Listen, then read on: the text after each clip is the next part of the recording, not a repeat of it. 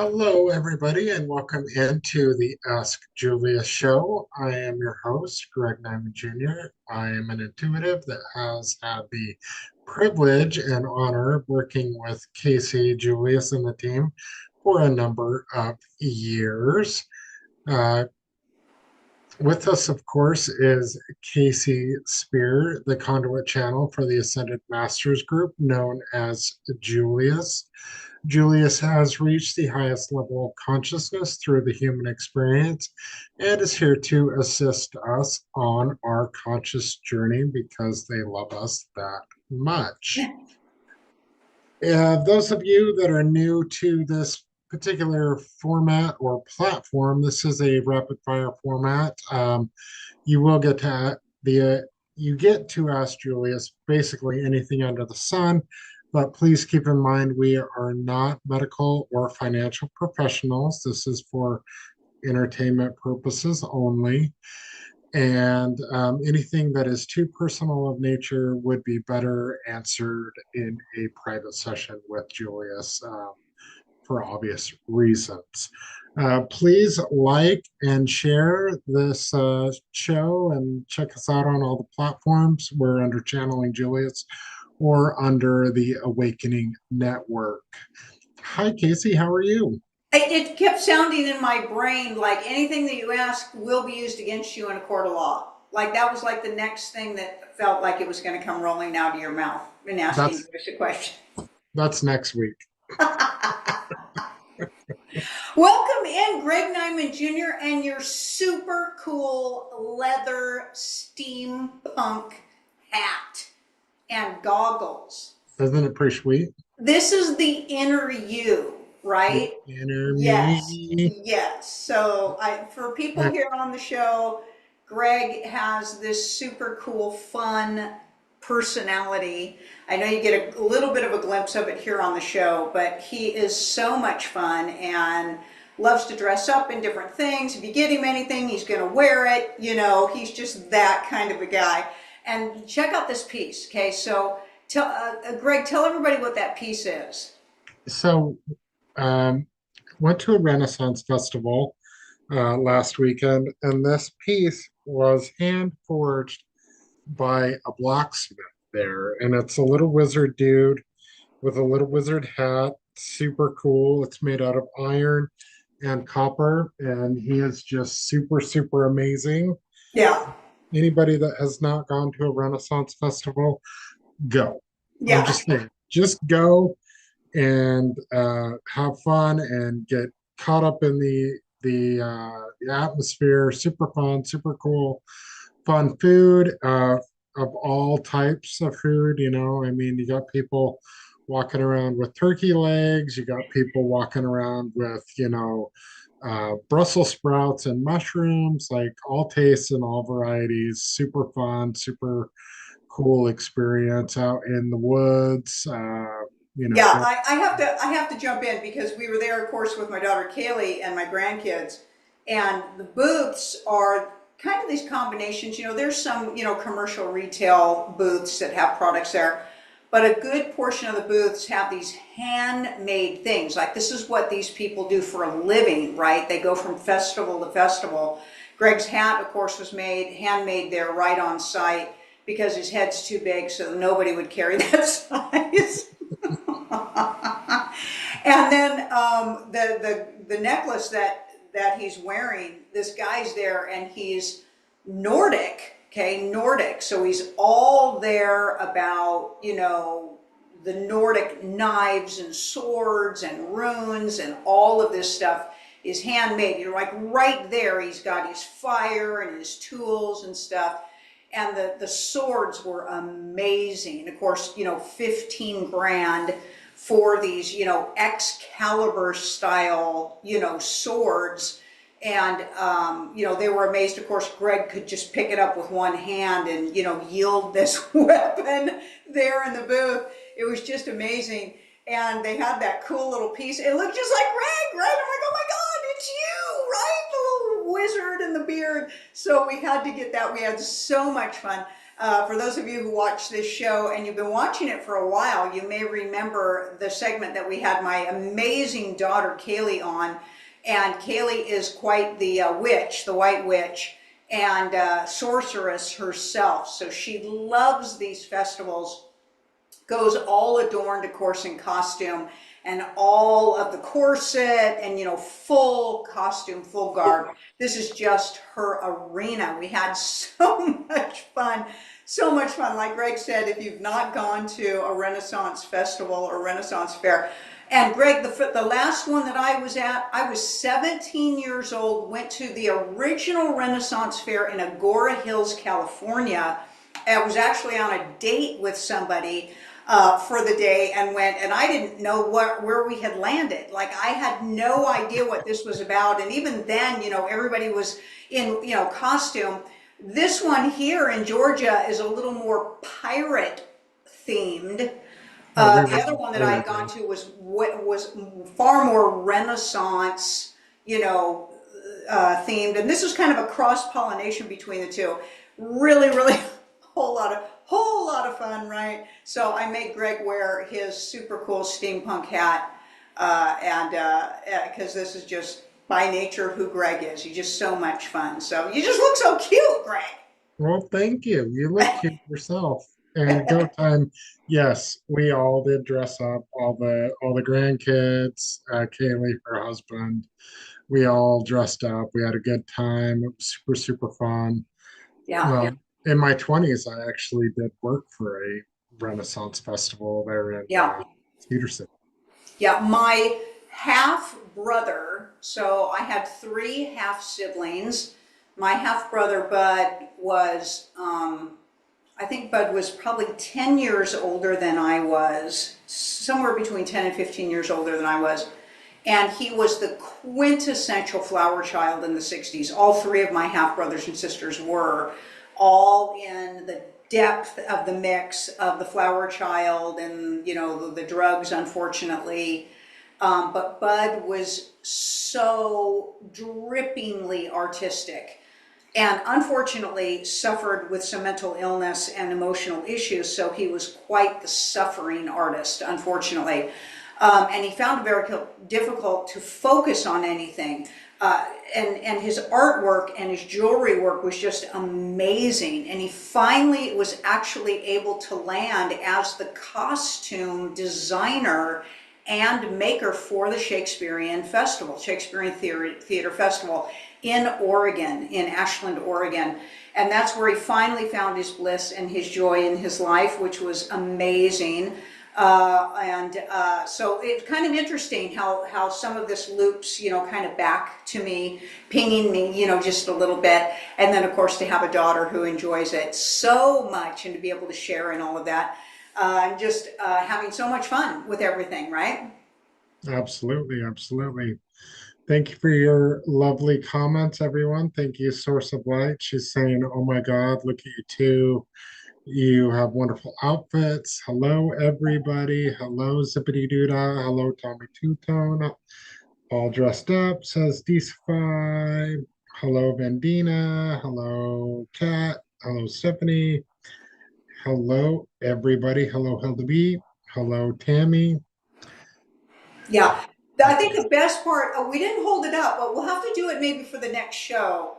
So Greg has a deck. It's a huge deck of Lenormand tarot cards that ended up really loving me. So they're really my deck, and they are a steampunk Lenormand deck.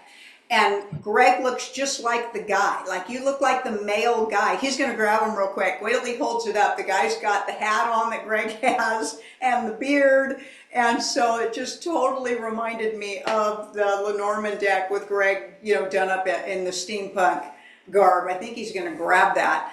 It's an amazing, amazing deck, but it's massive. Like, the cards are huge, so really hard to kind of get them in your hand. Are you holding up the deck? I think, is he on that? Yeah, is he on the cover on that box? There he is. Yeah, hold it back just a little bit. Got the hat on. There it is. Yeah, we're just waiting for the peacock feather, right? We got to get the peacock feather in the Peacock feather. Yeah, or you got to stick your Ace of Pentacles card, I on the side. do.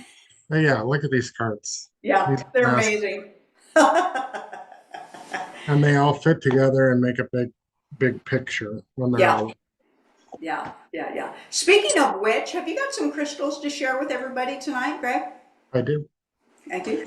I do. I do. I do. All right. We were Uh, out goofing off on the golf course earlier this morning, and if any of you caught a glimpse of our live feed on our Facebook, on my Facebook page, Channeling Julius, you can go there and catch a quick little live feed of Greg and I at the golf course this morning to get our Sunday started before the show tonight, right? Absolutely. Tammy W., this is your first time. We're grateful that you are here. We love it. Thank you for joining us. Lovely, lovely. How nice. If you are new, thank you so much for joining us. The show segments follow in this order.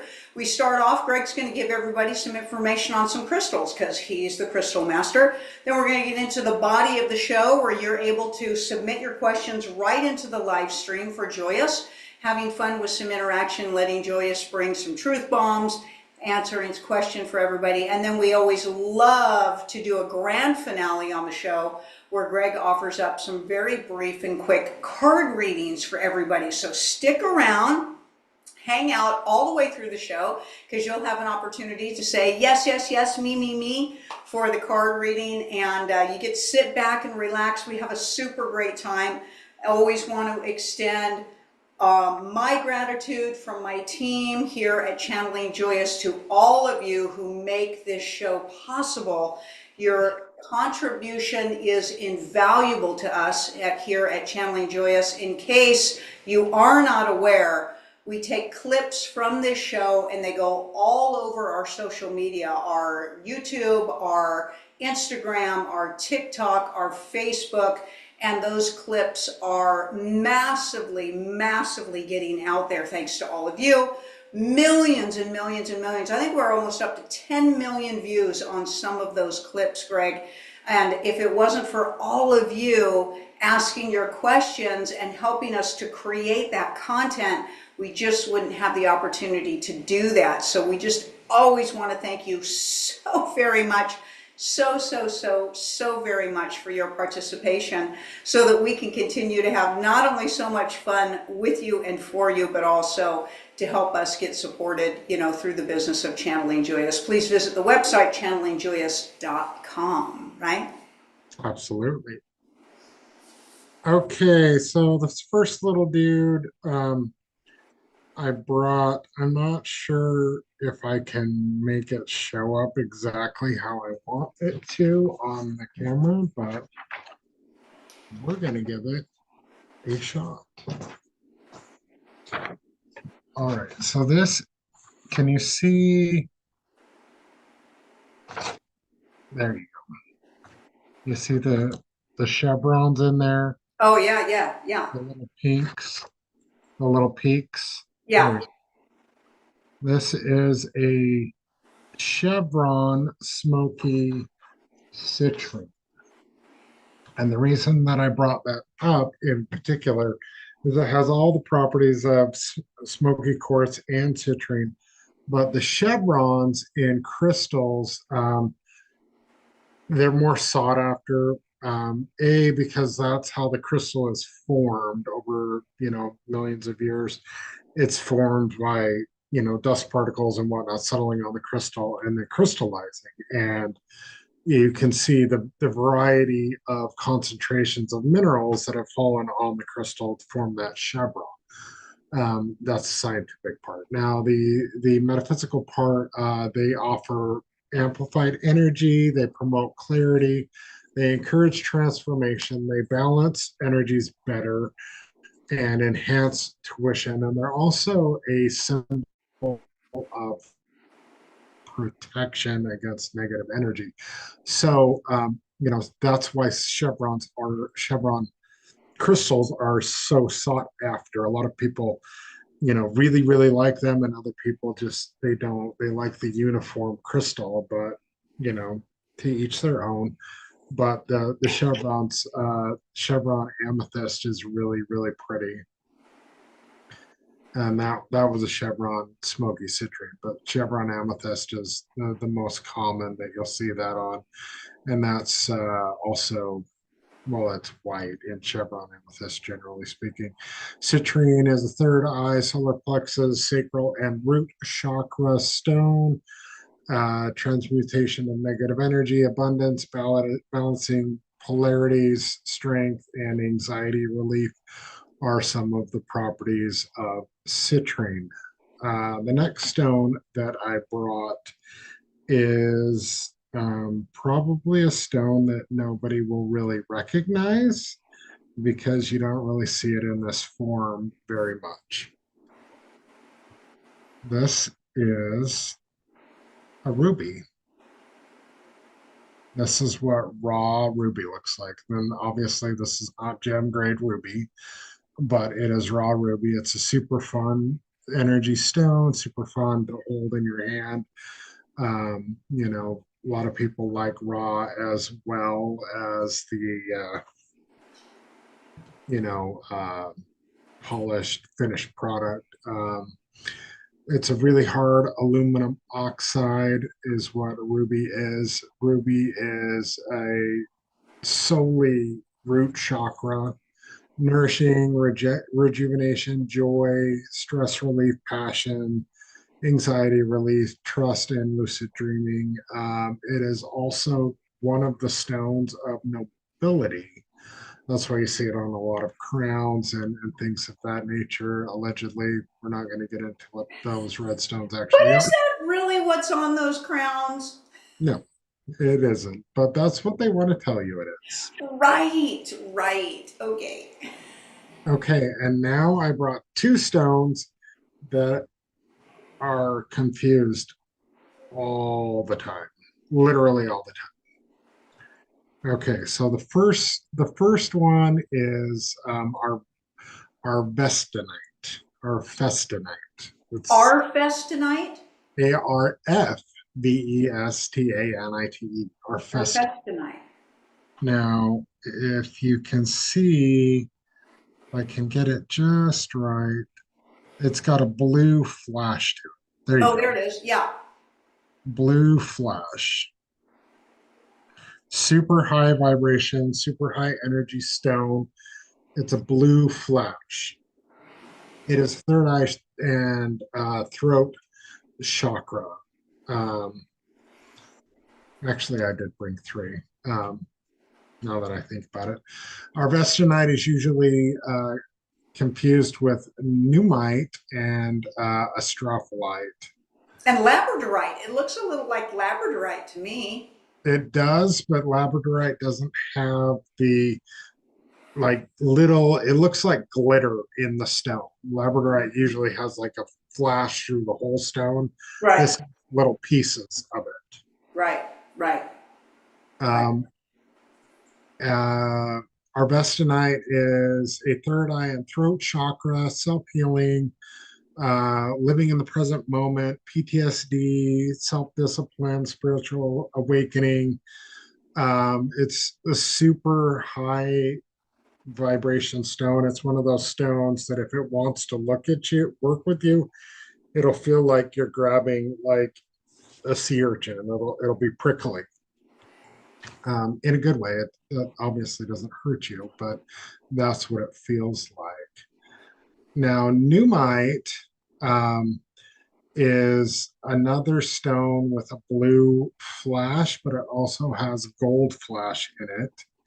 And its third eye solar plexus or root chakra stone. This is Numite. And Wow, they do look a lot alike. but it's got that orange, that gold flash to it.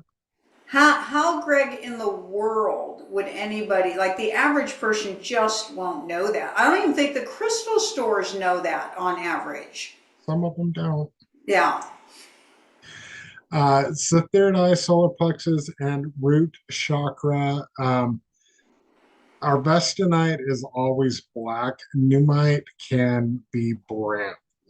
The background stone can be brown, and it has gold, blue, copper, purple, silver, and green speckles through it. Okay. Okay. Uh, Psychic abilities, life path, longevity, stress relief, wisdom, aligning with your higher self, bringing in spiritual and physical worlds together. It's like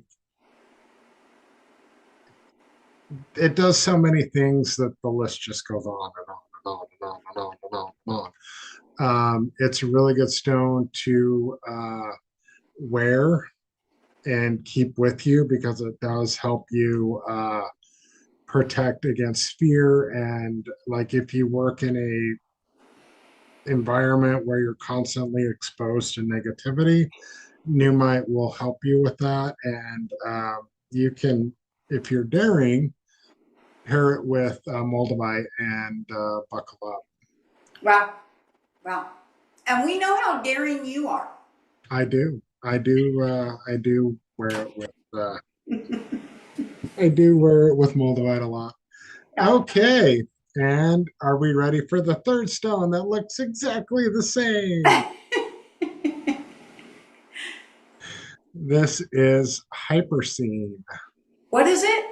Hyperscene. Hyperscene. Good Lord, they all look exactly the same. Well, Can not you, exactly, but but wow.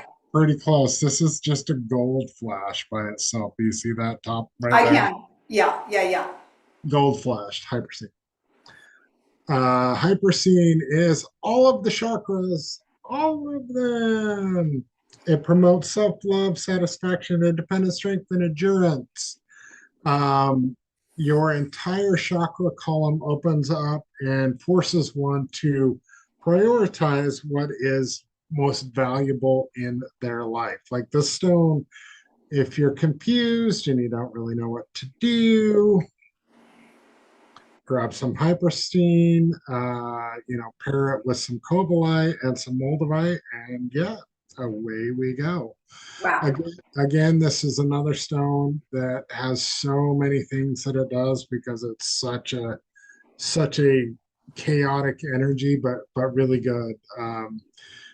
Clarity, eliminating toxins, empathy, expanding awareness, exercising. It's a really good stone to get people moving. Well, wait a minute. Wait a minute. You don't need any of it. I I need to be putting that in my running shorts. Why? So you go 40 miles? Maybe. So I can have a little bit more bounce back to my get along, A right? little bit more oomph. A little my oomph, my turbo. So yeah, those are some really fun stones. Arvestonite is also called firework stone in some Asian cultures, and if you can find it as firework stone, it's going to be a lot cheaper. Just saying. Just saying. Just saying. All right. Um, but yeah, there you go.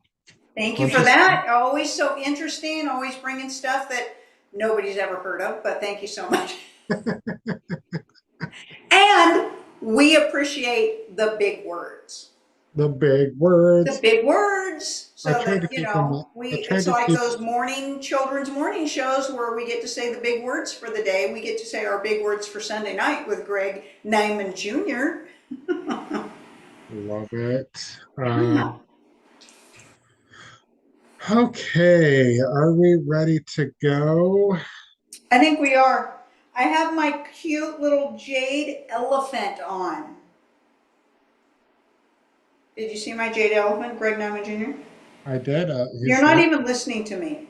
I am totally listening to All you. right.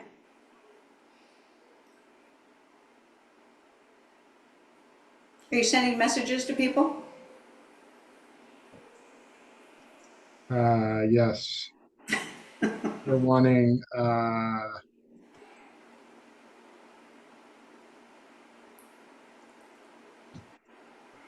list of crystals. A list of crystals. All right, now that that's out of the way. Do we have questions? Have questions come in, or are you just having a conversation with Julius tonight? I think we should do that one day. We I think might. I think that would be fun. And I think people would be like, what, what? Wait, You, what? what, wait, what? Yeah. As Julius just like blows everybody's brains. Yes, we have a bunch of questions.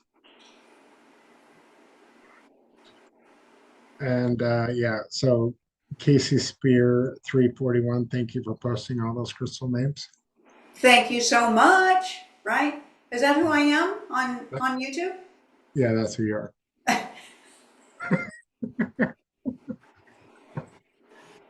I don't know. I don't know who I am. I don't handle that stuff, right? I don't handle that stuff. What's your handle? I don't know. I have to talk to my production team. I have no idea who I am. It's all good, right? Handles, I've been trying to work those off. What are you talking about? Yeah, it's all good. Not a trucker? I don't know. I don't know. I don't know. Yeah. All right. We're going to start with an offline question from last week that got sent into support. Okay. We Uh, could have handles like Smokey and the Bandit. I think we should. If you go back, it's so funny because we watch these movies when we're little and then we go back and watch them as adult and we catch so many things that we missed when we were little. Like when they're going through the handle of everybody and the female trucker's handle is Little Beaver. Wow. It's like, I remember seeing that as a kid going, why is her handle Little Beaver? Like, that doesn't make any sense. It doesn't I don't make any sense. understand. Yeah. Now everybody's gonna go watch Smokey and the Bandit and be like, oh my God, right? Smoking the Bandit and Boss Hog. Yeah, that's right.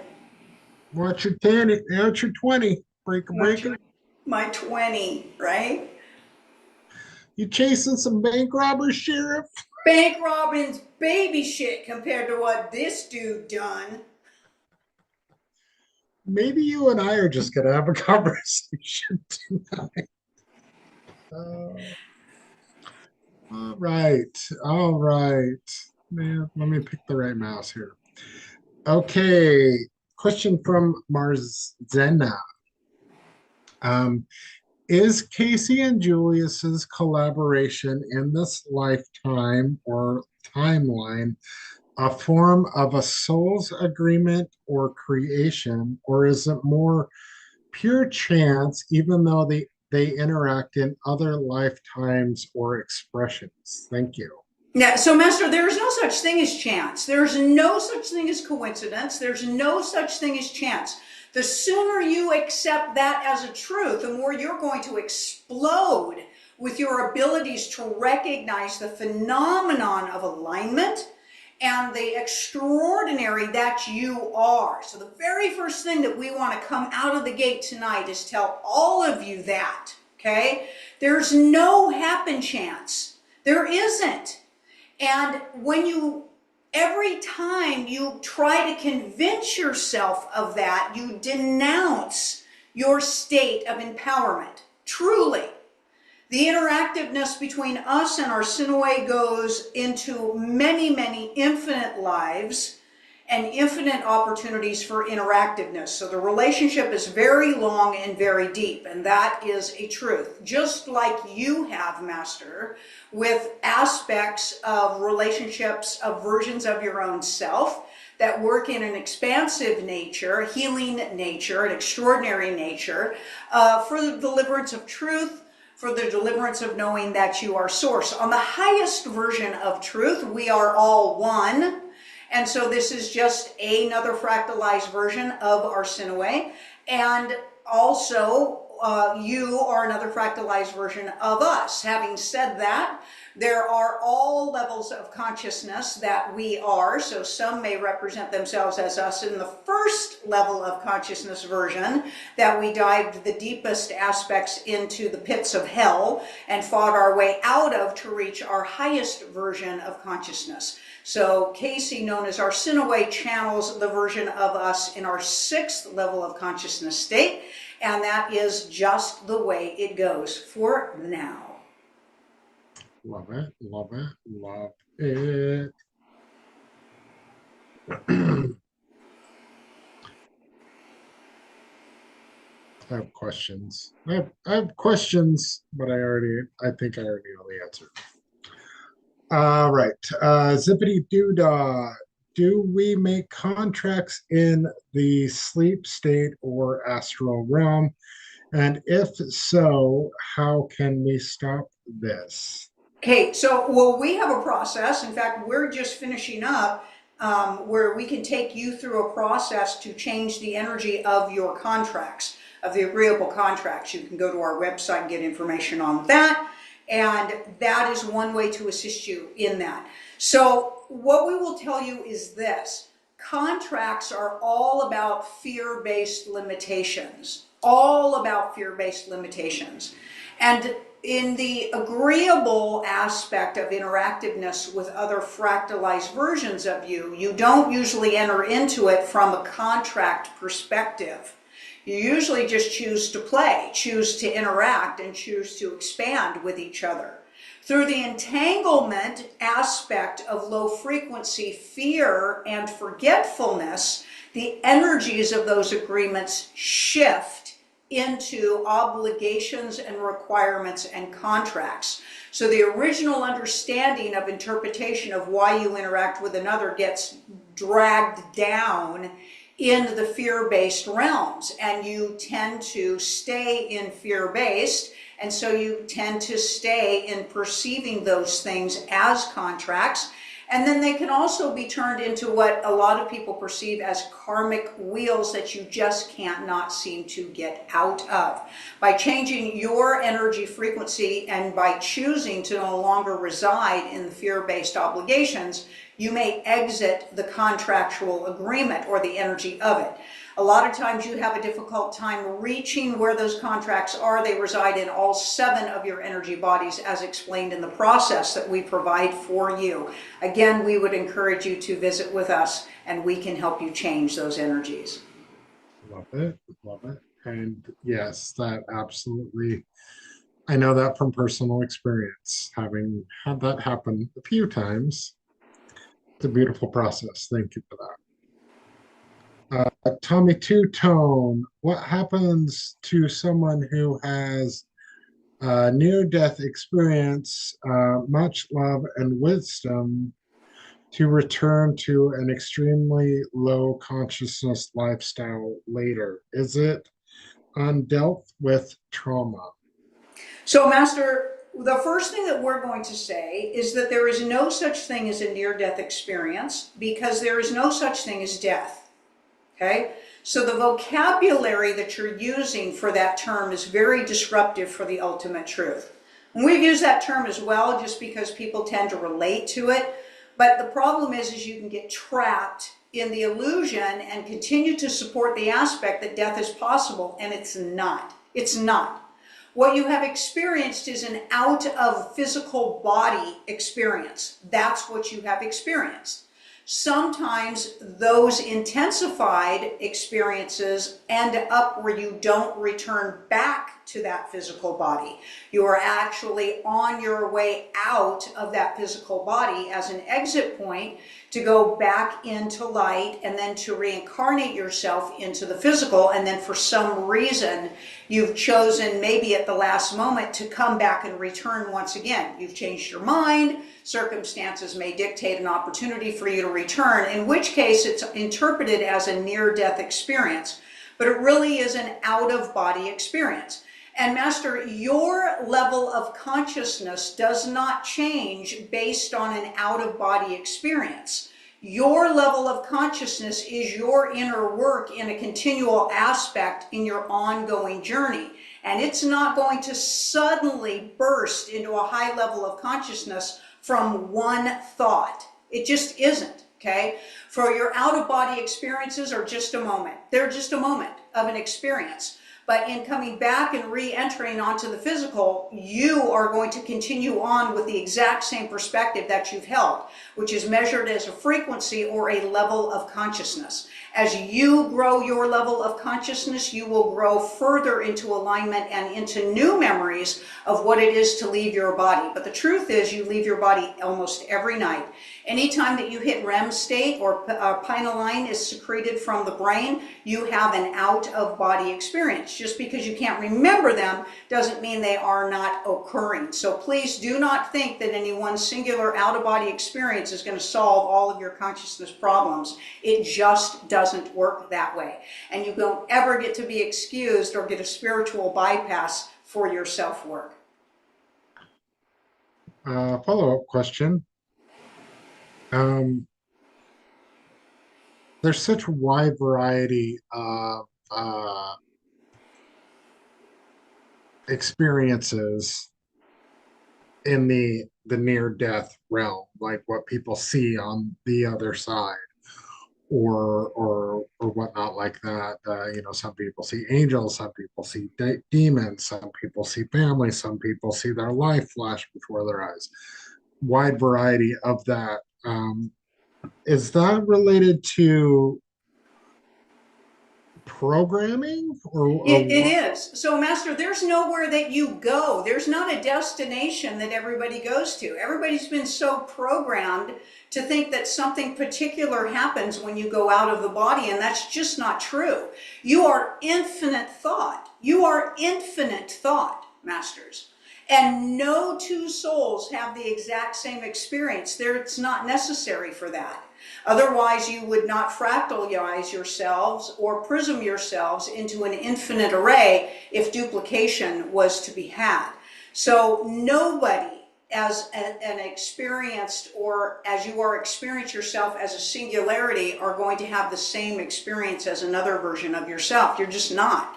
And you move into basically either what you fear the most, so it shows a lot of subliminal programming and a lot of fear-based thoughts, or perhaps what you are hopeful for the most, which a lot of times can also be a programming. So it depends on where you are sitting, whether you're in alignment with your soul or whether you're in alignment with your altered ego when the out-of-body experience occurs.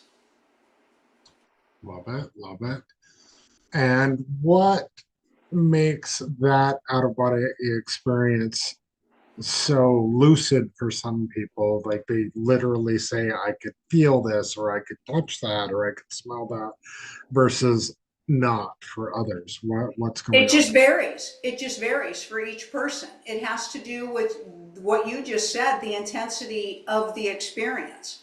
And more people are disconnected from the intensity of their emotions than they are aligned with their emotions.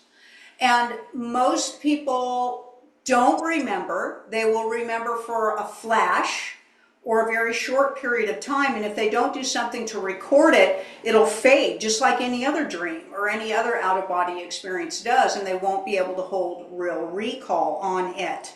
And so it is a shame that things have been so over sensationalized for people to ever think that either they aren't special enough to have something happen, or that their out-of-body experiences don't count as much as a near-death experience. Humans have put so many inaccurate descriptive titles onto experiences that everybody starts to work a comparison for themselves, and that's going to dilute and degrade and move every experience that you are comparing yourself with to another into a lower frequency. Okay?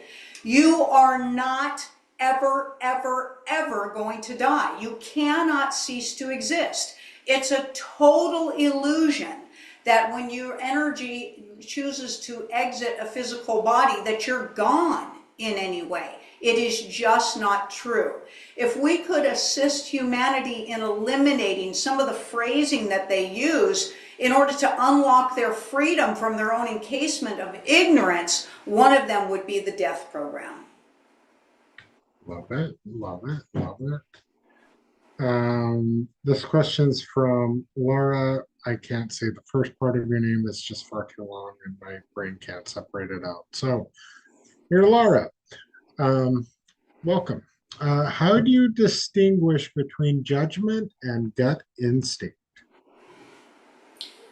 So your gut instinct will tell you usually a truth. Your altered ego will judge that truth.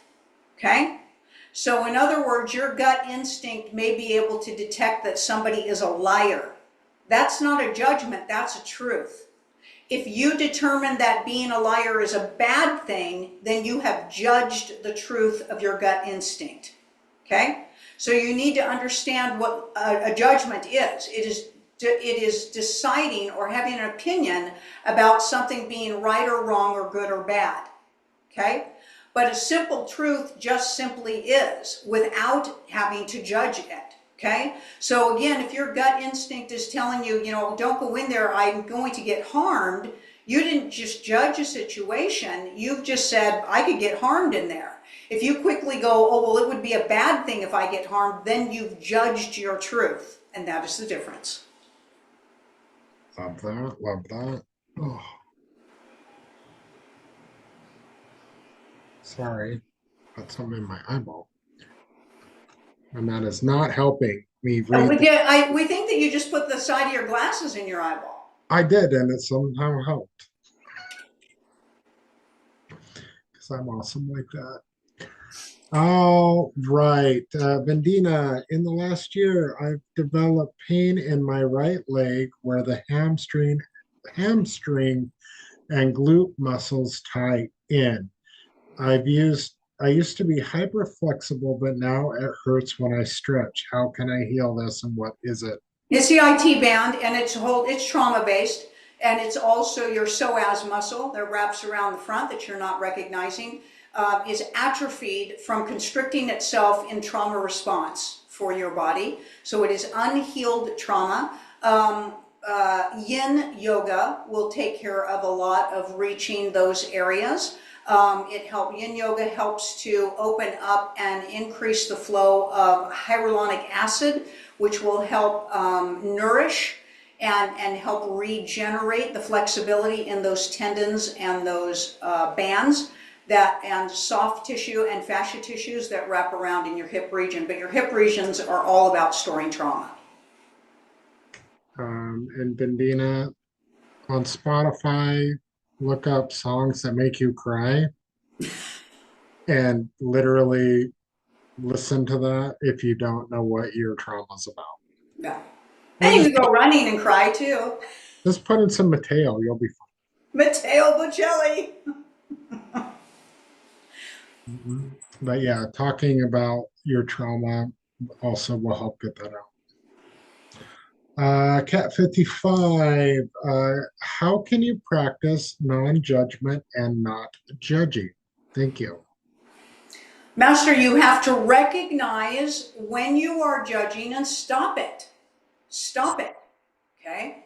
So the first thing is to recognize that you're judging. That's the most difficult piece. That's the most difficult piece. Most people have no idea that they're even judging. They do it so readily, so often, in many cases in a continuation, okay? And so they cannot self-reflect. It's going to take some inner work. Okay, it's going to take a lot of inner work for you to do a deep dive and recognize what your perspective is and change it. Okay. Next question from Hilda B, and it's kind of a long one.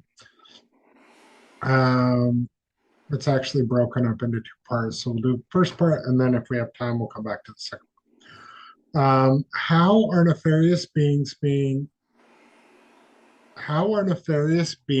able to direct the energies of enthusiasm and fun of people gathered?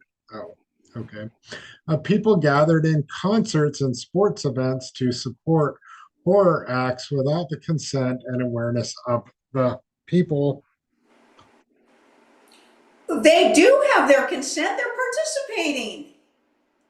What do you think consent is? I'm buying a ticket and entering into the ceremony. How much more consent do you need? They aren't even just getting their consent, they're paying to be there.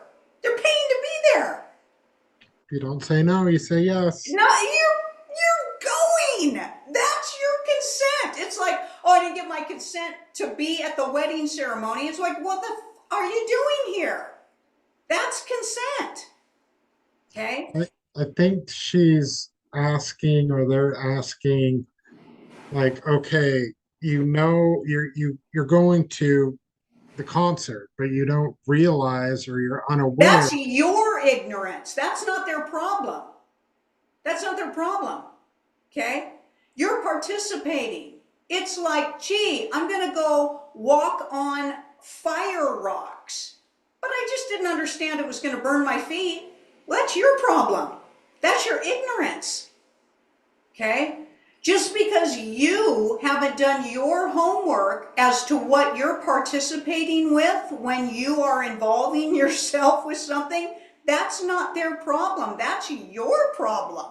Well, that's kind of what they're Okay? counting on, right? That's the truth. Seriously. Okay? It is so simple. If you're there, you've consented. Okay? That's how that works, right?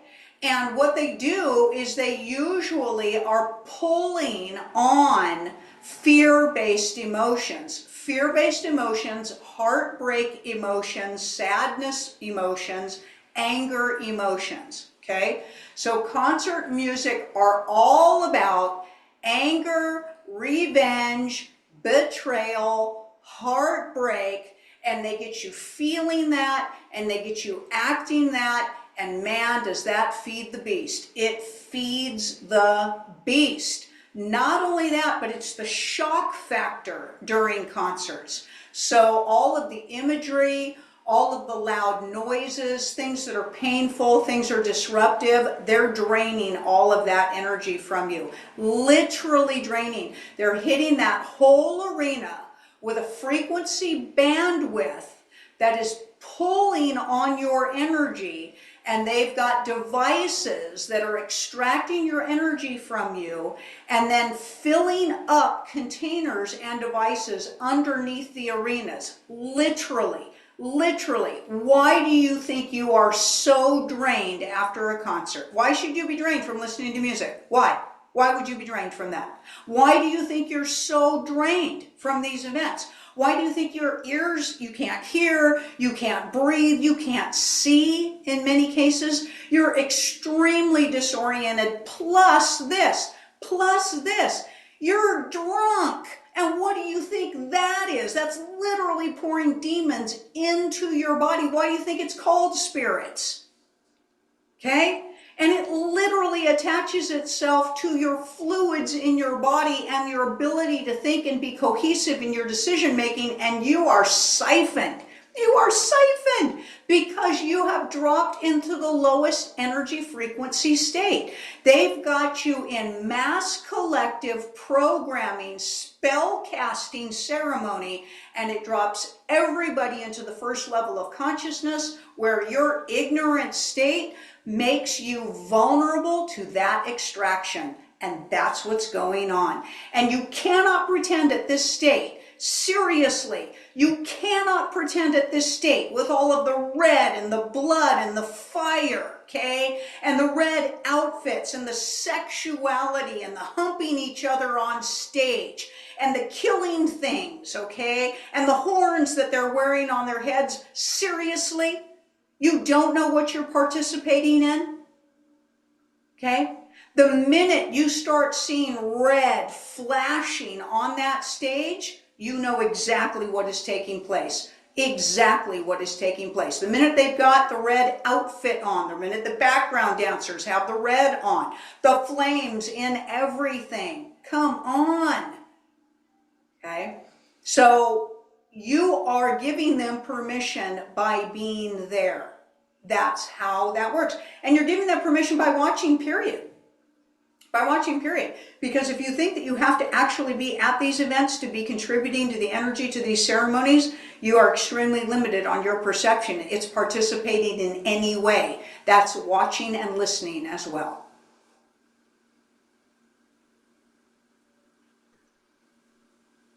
Can the energies of enthusiasm and fun of large number of people gathered in concerts, sporting events, etc., be used in the evolution of humanity into high consciousness? If Not at yes, this time, not with the frequency that the music is, and not with the lyrics the way they are. It's all programming and spell casting at this time.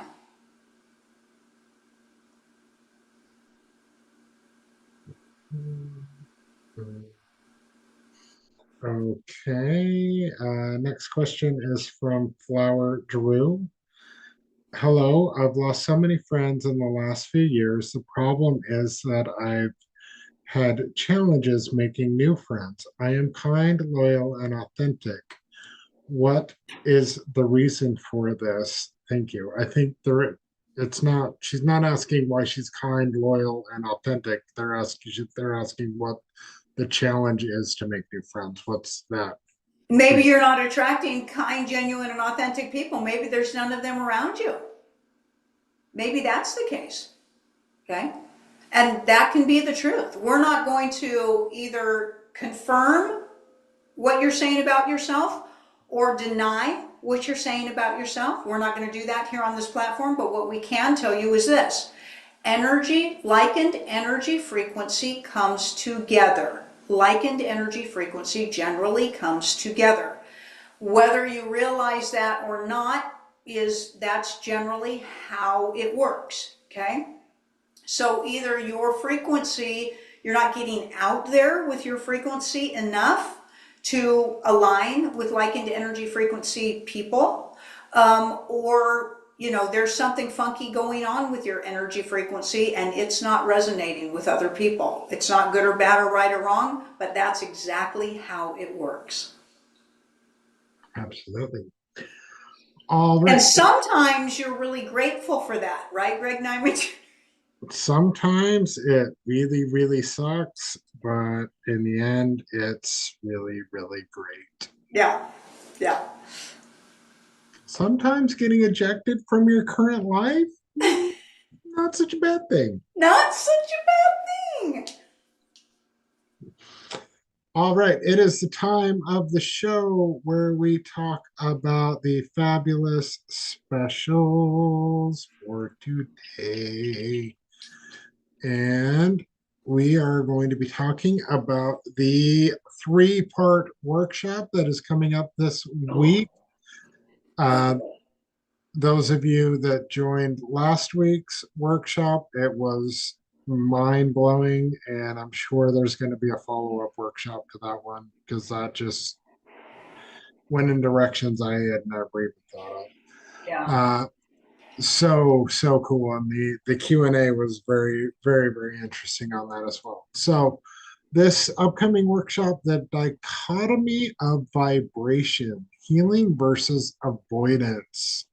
Wow, that's going to be very interesting. Yeah, yeah. This is going to be one of those crazy, crazy classes. The three-part classes are crazy. They're crazy, okay? This one is going to be such a deep, deep dive in the way that you think you may be healing versus maybe that you're not healing at all, and how to navigate that course and be able to recognize, what you're doing, making adjustments, making shifts and changes, okay? Do you actually work on healing something, or you just avoid things and think you don't need to? Or by avoiding them, you somehow think, that you've healed them in some way. So Julius is going to crack this one open for everybody. Really crack it open. This course is for those of you who are on a very deep healing journey, which of course is the piece of your conscious journey. This is for people who are in therapy. This is for, and you're not getting anywhere, okay? counseling, therapy. This is going to support all of the stuff for self-healing. This is going to help people with trauma. This is going to help people with all kinds of limitations, their lack of ability to love themselves. So this is going to be one of those kind of those deep psychological ones that Julius throw at people all the time. That's what this class is going to be about. It's going to be crazy. The best part is Greg Diamond Jr. will be there to support you. That is true. I will be there crying just like you. Oh, you thought you were healing? Well, son of a bitch. Oh, only kind of, sort of. Damn Little it. redirection, maybe a little redirection there. Maybe a little redirection. Yeah. Love it. Those of you that are on the fence about, trying one of these classes or things of that nature, it's pretty much like this. It pretty much is. Julius talks for the first class or the first two classes, and then the Q&A is very much like this format, fun, loving, expansive, good company. Those of you that are, you know, we have a lot of people that come to Julius, myself, one of them, uh, feeling lost, feeling alone, feeling unseen and unheard. And you are definitely heard and seen here in this group of people. I can honestly say the people in the Julius Academy are the best people I've ever met in my entire life, without a doubt, with hands down. They are amazing, and I know that we have been friends in many, many, many lifetimes.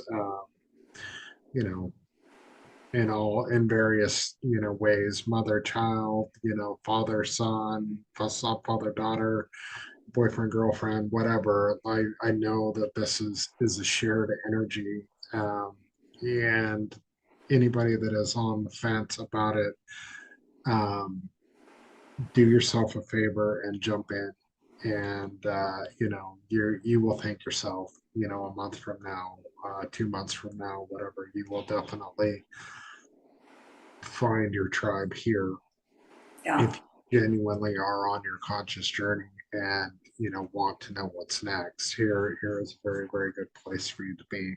And if all you do is show up every week, every Sunday, and watch the Ask Julius show and share these ideas with your the people in your lives, then so be it. Yeah. Also, I want to mention to everybody, we mentioned it, I think, last week, Greg. I'm going to be on John Burgos's Beyond the Ordinary show again on June 9th. On June 9th. Very excited to be presenting a new package with a brand new process. And these packages on John's show, thankfully, sell very well. I've done very, very well with, or Julius has done very well with John over the last 2.5 years. He's phenomenal. He's a great friend of Julius. And these packages sell hundreds, by the hundreds. If you want to get that package early, you can go to John's website and you can contact them and you can pre-purchase on that package and you could get scheduled early. Just throwing that out there if you want to. If you have the confidence to know, if you've had these processes done and you have the confidence to know that you're going to want this process, because you are, it's going to be another phenomenal, phenomenal interview on something brand new from Julius, and that's going to be on the 9th. But again, if you want to pre-purchase, you can go to Beyond the Ordinary and contact John, email John through his website and ask if you can pre-purchase. He may already have them up, so the package is already, and it may already be on his website listed for the June interviews, in which case then you can just click on the link and you can pre-purchase. So I just thought I would throw that out there because we do have people that get a little bit frustrated with how long they have to wait for their process once that interview goes and all of those orders come in.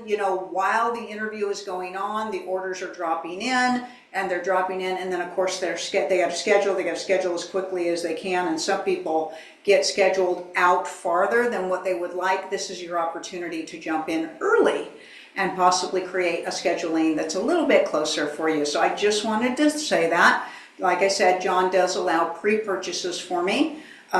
He's done it for the last couple of times that we've run on his show, so I thought I would let everybody on the show know. We'll let you know again next week, because that'll get closer to the interview, but it is on the 9th. It's on the 9th. It's going to be such a great conversation with John, like it always is. Okay? Always is. John's amazing. And if you're wanting to get some other processes in before that, Yeah. now's a really good time. Yeah, this might be a good time to jump in on processes while I've got a window of opportunity to get some of those personal processes done. Tonight is the last night on some of the specials. So if you guys want to climb on the website, channelingjulius.com, before midnight hits and get the last minute deals for this month and get those processes done before we go live on John's show. Love it. Next question from it may be Tara. Tara, I think it's Tara Stara, because that sounds cooler. But if it's Tara, I apologize. Hi, and many blessings. What was the loud boom heard in the Massachusetts, New England area? They are trying to say that it was a meteor entering the atmosphere and it landed in the water. Thank you very much. Yeah, there's still collapsing tunnels, Master. There's still collapsing tunnels.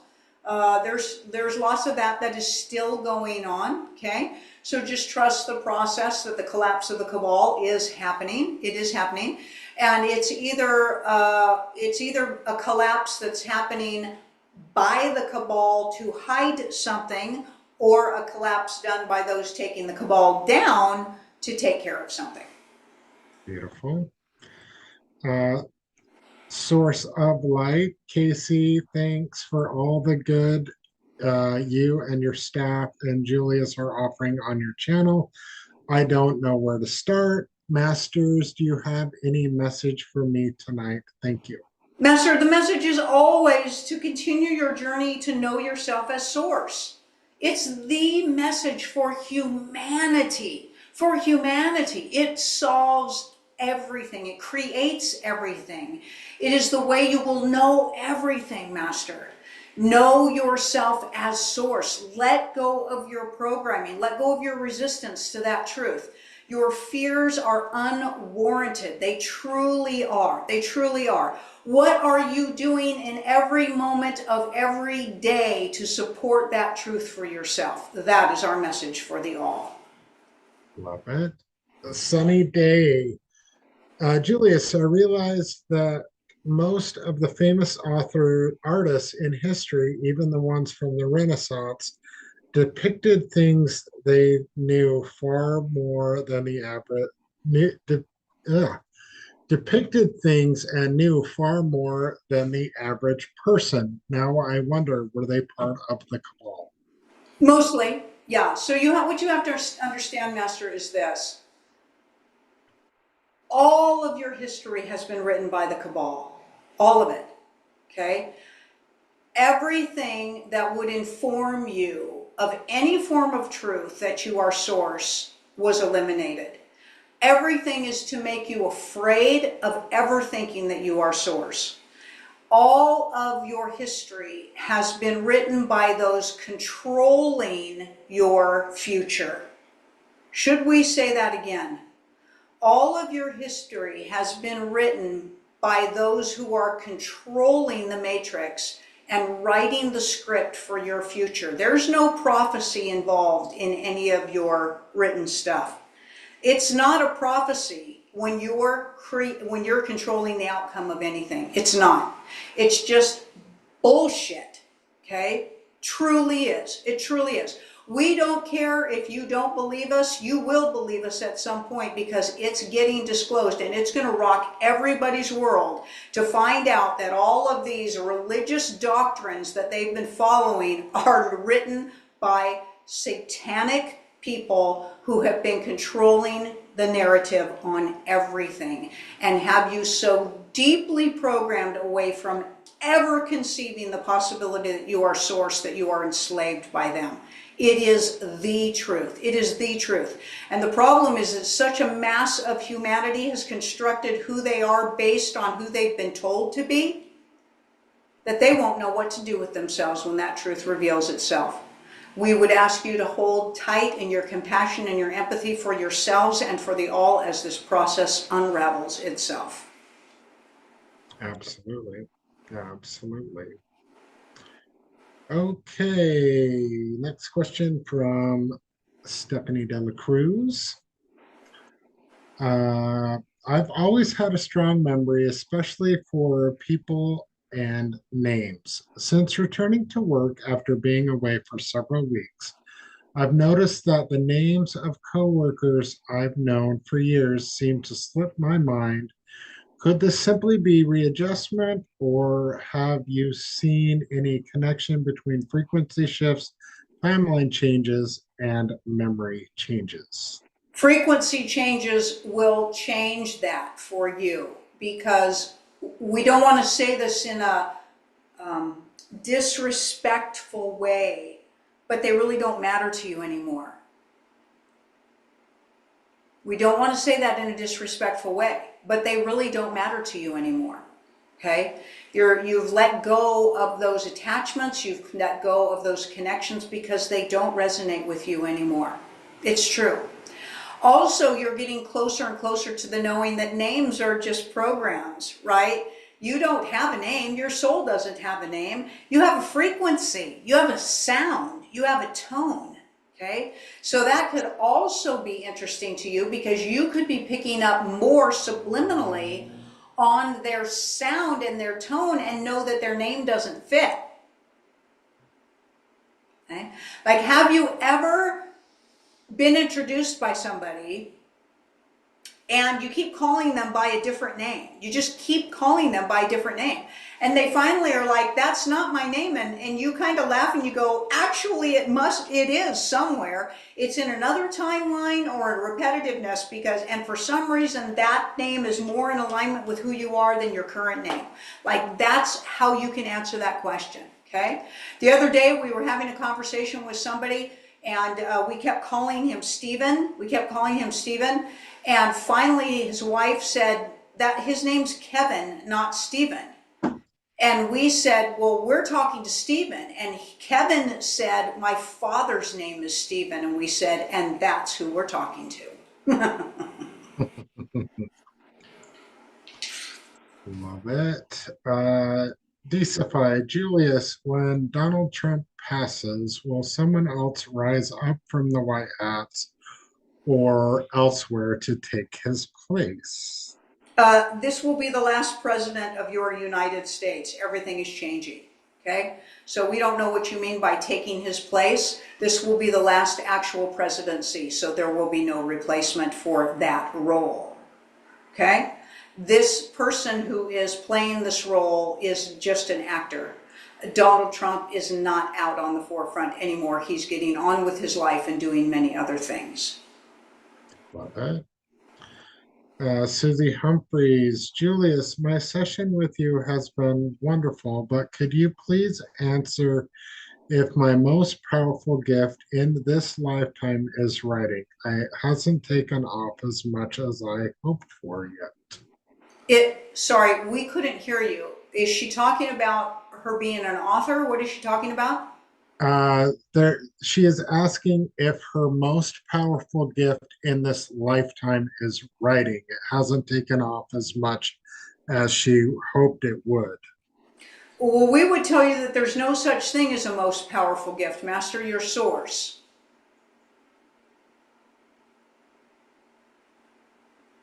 Your opinion or your judgment of a gift will undermine the value of all your others. So we would encourage you to stop thinking that you have a gift that is more powerful than any other and simply follow your joy. Love it. Love it.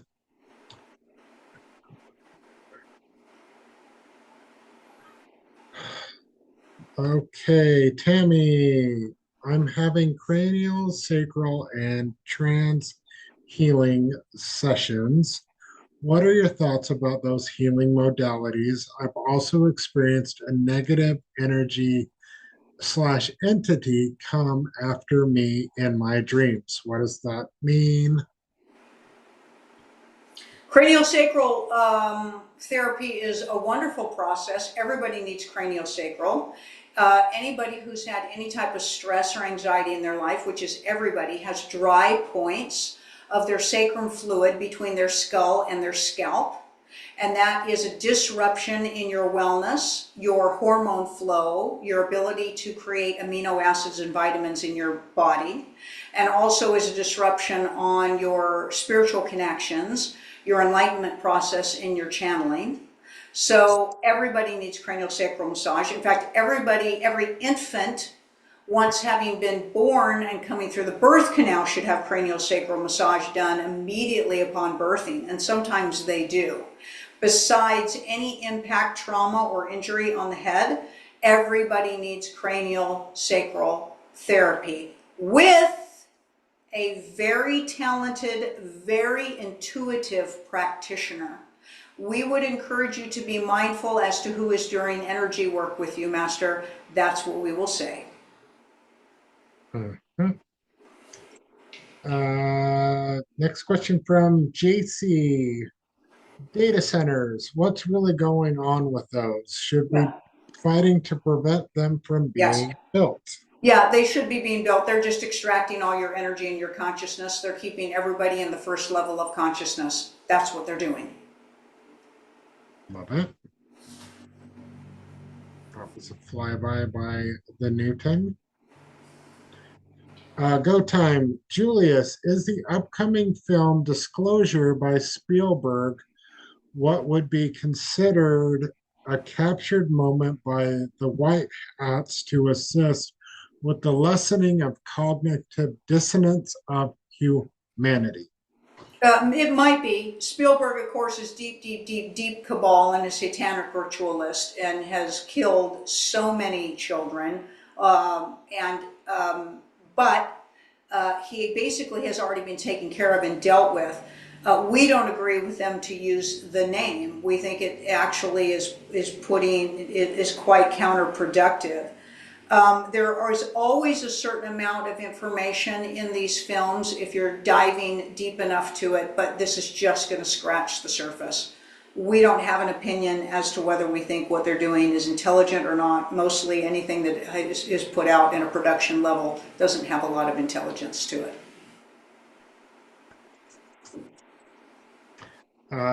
Next question from Donnie. Will the world always be filled? Excuse me. Will the world always be filled with so much Satanism? Well, okay. So this Earthship Master, this spaceport, deals with all 6 levels of consciousness from level 1 through 6.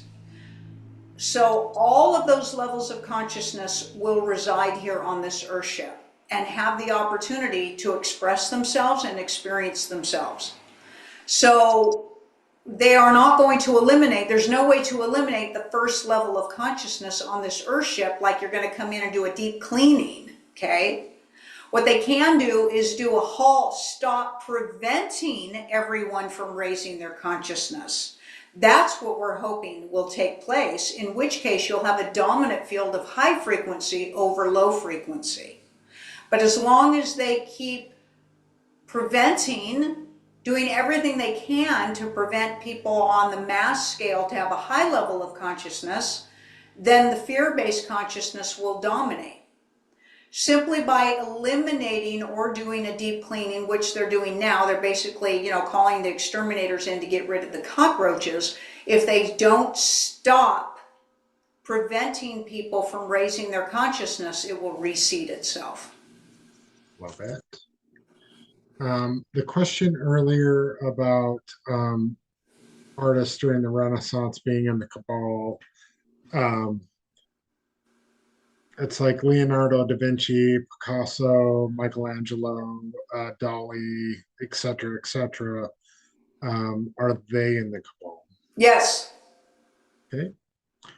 Um, Anoic Temple. Is there a book that we might recommend that is the reference for real energetic reasons behind specific ailments or diseases? For example, a broken heart leading to a specific heart condition, etc. There's all kinds of charts that you can get online, Master. We would encourage you to be looking at Far Eastern medicines, okay? Metaphysicality and Far Eastern medicine charts, acupuncture charts, acupressure charts, and kinesiology. And those will give you some accurate depictions on how emotion transfers itself into an actualized version in the physical costume. Love it. And also, the pie chart of emotions will tell you different levels of like anxiety, fear, terror, those like which one is more powerful if you don't know, or if the person you're talking to is kind of out of touch with that. Like most men, I'm sorry, but men don't. We have like three emotions. Um, but that will help you gauge the level of severity. I mean, it's all similar energy, but I found in my healing process, fine tuning the emotion that I was feeling helped me gauge better. Like, okay, terror doesn't feel like anxiety. So, okay, am I just anxious in this situation or am I in fear for my life? So, gauging and figuring out which emotion you're actually feeling will help it not seat itself in the body. Is that accurate? Would you say that's accurate? Greg Nyman Jr., what's your favorite emotion? Bliss. Nice. And do you feel that that is a newer phenomenal experience for you in this lifetime? Or do you recall that bliss has been along a companion for you along your journey through the whole field of evolution for you in this timeline?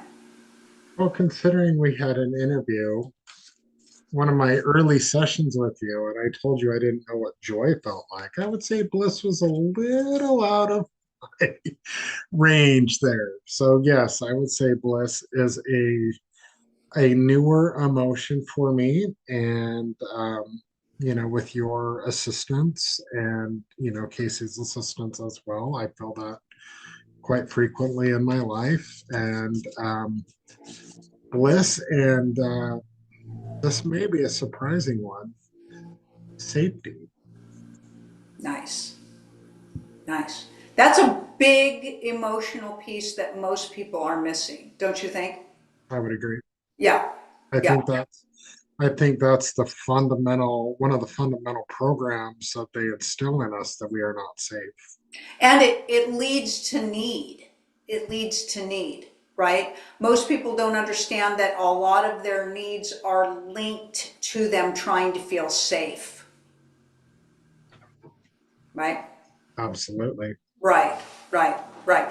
And really learning not only to experience the emotion of feeling safe, but then doing the work to make sure you are safe, for that to not just be a very, very occasional visitor, but for it to be able to seat itself as a constant for yourself enables you to grow on your conscious journey more rapidly than you ever could before. For anything that you feel safe within will expand itself exponentially.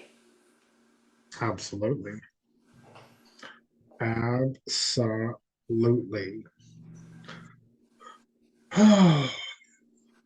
Anoic Temple, advice for transforming the feeling of need while deliberately manifesting. No, we just talking about it. So need is all about lack. Mhm. So you need to get out of lack. That's how you get out of need. That's the truth. And what you're mostly lacking is safety. That's what most people are programmed away from. So right on the shirt tails of what we were just saying. Absolutely. Tammy, I have been diagnosed with uh, cavernoma formations in the brain. Is there anything I can do to help them disappear? The cranial sacral practitioner will address the body, but not the head because of them. Deep parasitic detox. They're parasites in your brain. Yes. There's a protocol that we can't talk about on this particular platform that would help with that. MMS. Wow. Okay, so we're going to be on the Awakening Network We next we week. can say MMS protocol. That's it. Do your research. Next question. And then the Sanctuary Holistic out of St. George, Utah does a really good parasitical cleanse that multiple people on this platform have done multiple times.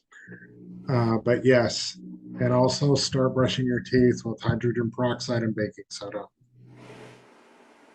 Let's get some oxygen up in there. That'll help. Susie Humphreys, Julius, is the doctor doing my acupuncture good at her craft, and is it working? We're not sure what you mean by good. We're not sure what you mean by good. Okay.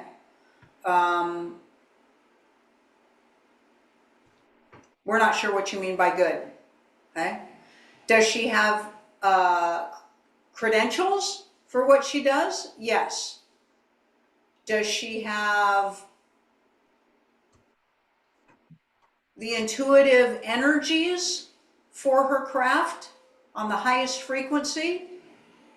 We don't agree that she does, but she is educated in her craft, but not so much holistic alignment energetically with what she does. That's what we perceive for you at this time.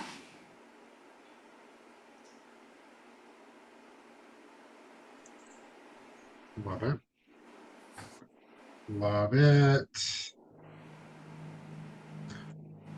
All right, hold on just a second. Tammy, if you want to email support at Channeling Julius, we can give you a little bit more information if you would like. And then here is the website of the holistic, the super deep parasitical cleanse that Kasey, myself, and I don't know, about 20 other people on here have done. And no, we're not associated with them in any way, shape, or form, but we should be. We are associated with them. They just don't know it, right? They just don't know it. Oh, love it. Okay, Tammy, you are fantastic. I've experienced negative energy and entities in my dreams. What does that mean? It means your frequency is low. You need to raise your frequency, Master, just like we'll guarantee that they're not just in your sleep dreams, they're in your life everywhere.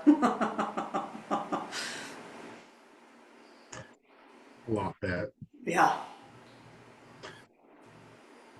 All right, that was the last question of the day. Okay, everybody who wants to have some reading sessions with Greg. Greg's going to pull some cards tonight. Brand spank me new cards, right, Greg? Like you literally just opened, unpackaged these cards before the show tonight. Is that correct? That is correct. If you guys want a card poll by Greg, put your names in right now into the feed so he can see them. He's going to pull some cards tonight. It is so much fun. And if you would like to have an extended session with Greg, you may reach him at thegregortroll@gmail.com. He's going to punch in his email address for everybody. Greg, do that, please. It's so weird to type as you. Did you just say you were going to type a Jew? It's so weird to type as What? you. You're breaking up. They're already editing us just from the detoxification question. You should have seen you when you were talking about the cabal and Satan and shit. You were like this every word. Okay, so I picked a brand new deck specifically because I thought new viewers, new people reading would like to know what I do to break in a brand new deck. And here we are. This is And what we here do. we are. It's what Here's you what do, we right? do. You open it, and then what I like to do, everybody has their own way of doing it. Some people open them and set them on selenite for the night or a week or whatever, or put quartz on them or whatever. Um, you can totally do that. That's totally fine. But how I do it is knowing that I'm source and knowing that I am these cards, it really doesn't matter.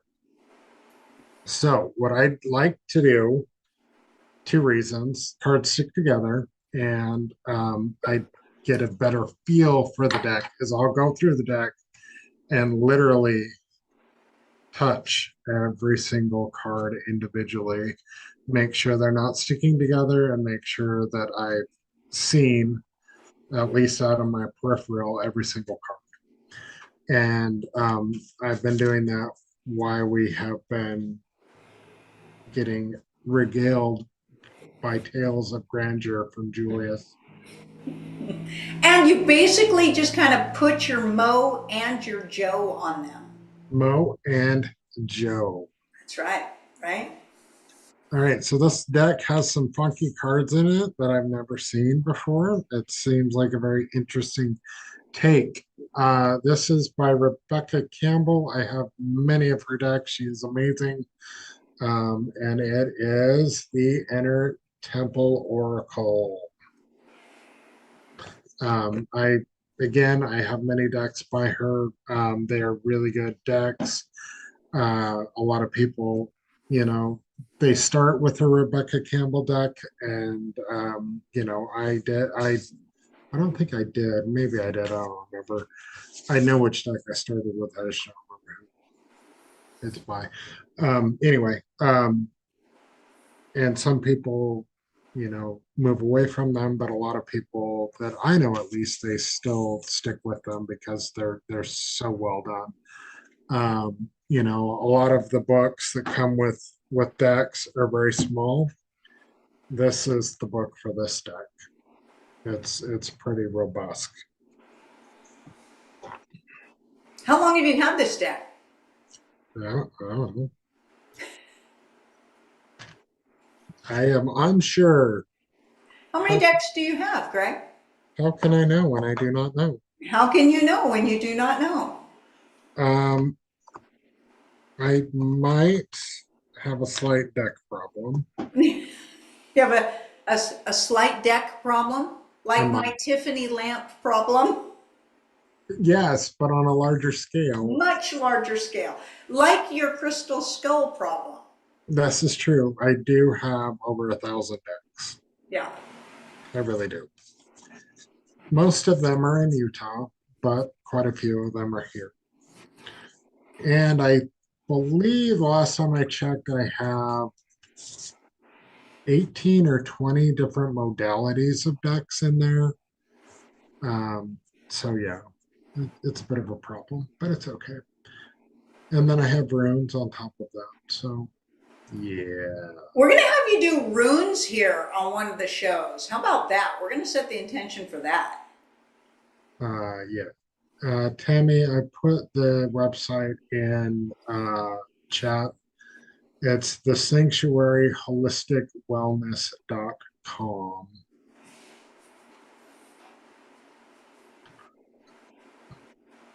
All right. Without further ado, I don't know. I might have another ado. well, if you do, I do it.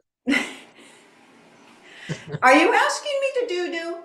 I'm asking you to do the voodoo, My further do, right? the furthest do of do's. Anyway, so the weird thing about this deck that I find interesting, but also my ADD does not want, is it's going to make me shuffle the way I hate. Don't do it. Don't do it. Oh, pretty. It's two cards. Oh, look at that. We have aligned and then we have misaligned. Oh, so this has the reverse like tarot does. Yes, Interesting. So interesting, right? but it's going to make me shuffle weird.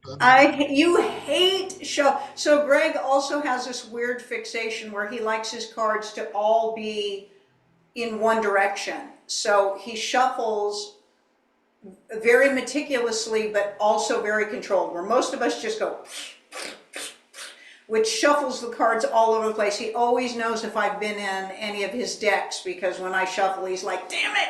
Then he has to go through the whole thing and put them all in the same direction. And because of inversion, like these, he actually has to shuffle the traditional way to pull some inverted meanings up with the intention that they have. Although I suppose you could always just read them, upright the way you choose to, right? Yes, yes. I don't do that with tarot though. No, Tarot, I leave, no, I yeah. leave, but Lenormand especially drives me insane. Just drives him crazy. Just drives him crazy. Like if you just have to. He knows if somebody's been in his decks. That's why That's I'm like, D. That's DECKS. Casey, here you go. There you go. You can just have this deck. You're gonna keep playing with it. Just take it, right? Like, oh, that deck really likes you. Yes, yes, you can have it. You should play with it now. It doesn't like No, you. it doesn't like you. I'm tired of shuffling that thing in the right order. But that deck really doesn't like me. It likes to read on me, but it doesn't like for me to do readings. Okay, so where are we starting? Where are we starting? Okay, sunny day. Here we go. For those of you that are new, I'm assuming that I have permission to work in your energetic field by giving you a reading. If you are asking for one, if that is not the case, please type really, really quickly. Your goggles are picking up the reflection of your computer. Good thing I'm not looking at anything indecent.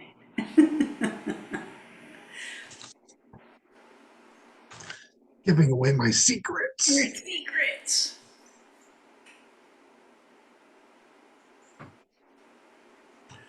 Okay.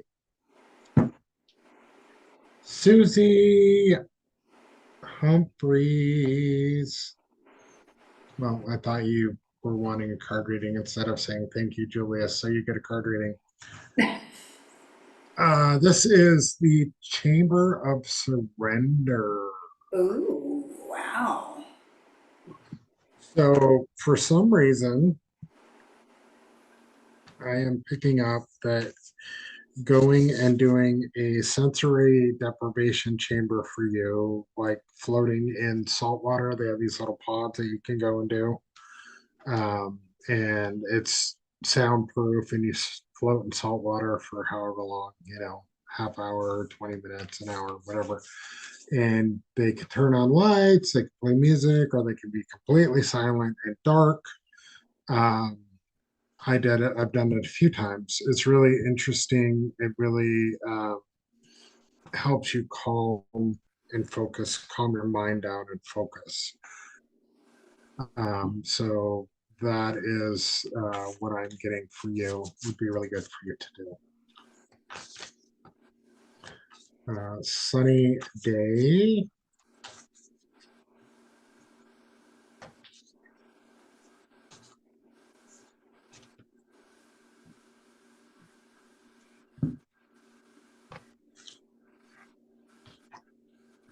the masks we wear. Ooh. Now, this card is not necessarily for you, although you can take an inventory of who you are around certain people if you notice yourself being inconsistent with that. But I feel like that is more for the people that are around you, specifically the people that you work with. You know, trust your gut. You know who's got your best interests and who doesn't. And yes, that one person, no, they don't. All right, Tammy.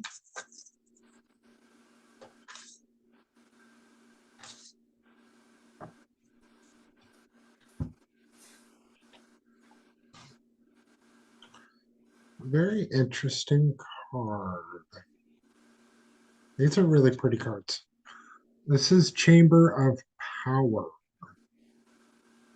Now, what I want you to notice is the energy of this card. It's flowing up from the ground. You know, this person that is standing here, they may be in a meditative pose, they may not, they may be standing there, but this energy is coming from the ground. So this particular chamber of power is really not a chamber for you. It is getting out in the wilderness, out in the forest, or out in the no, it's forest. Get out in the forest by a stream, and you know, sit with your feet in the water and draw that energy and release, strong release, strong release. You know, think of being like water, letting it ebb and flow through you and draw that power and get revitalized. Yeah, this looks pretty cool, actually. I'm pretty okay with this deck. Anoic Temple.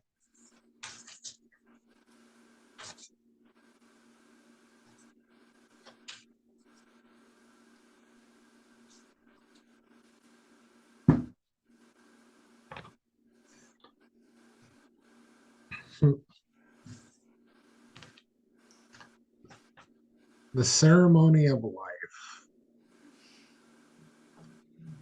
Now, this particular card is talking about, you see the dancer in the center of this card, and then if you look further, you see the face in the background.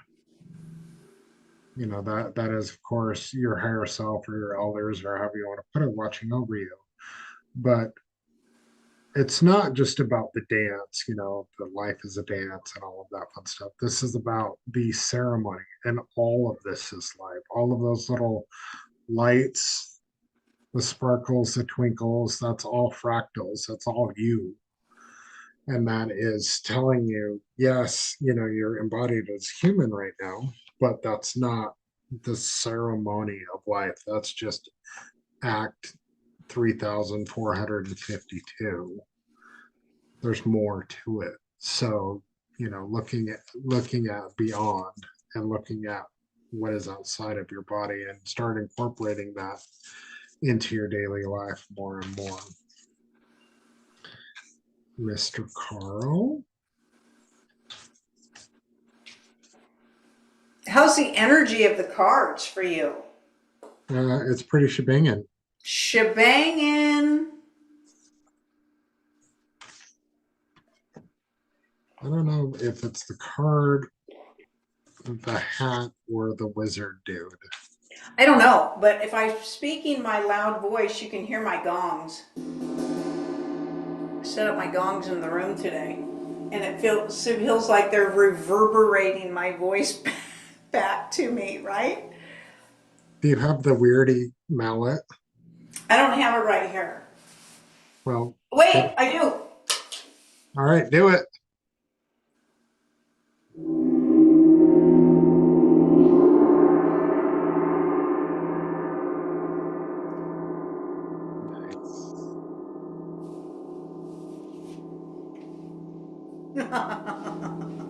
Hassan Chop.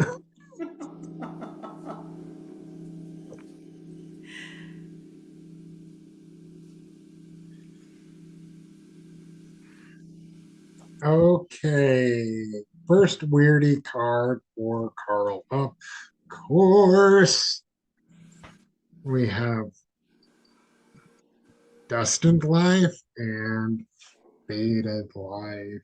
Ooh. Now, this is telling you to realize that you are not living in this one. You are not living in a fated life. You are living in a destined life, and you get to pick what that destined life is. If you notice, the fated life is pretty not great. It's pretty dark, pretty gloomy. Maybe that person's jumping off the tower. I don't know. And then the destined life is all gold, rainbows, sunshines, and goblets. So that this particular card is telling you that you get to pick and manifest that for your own self. Bendina.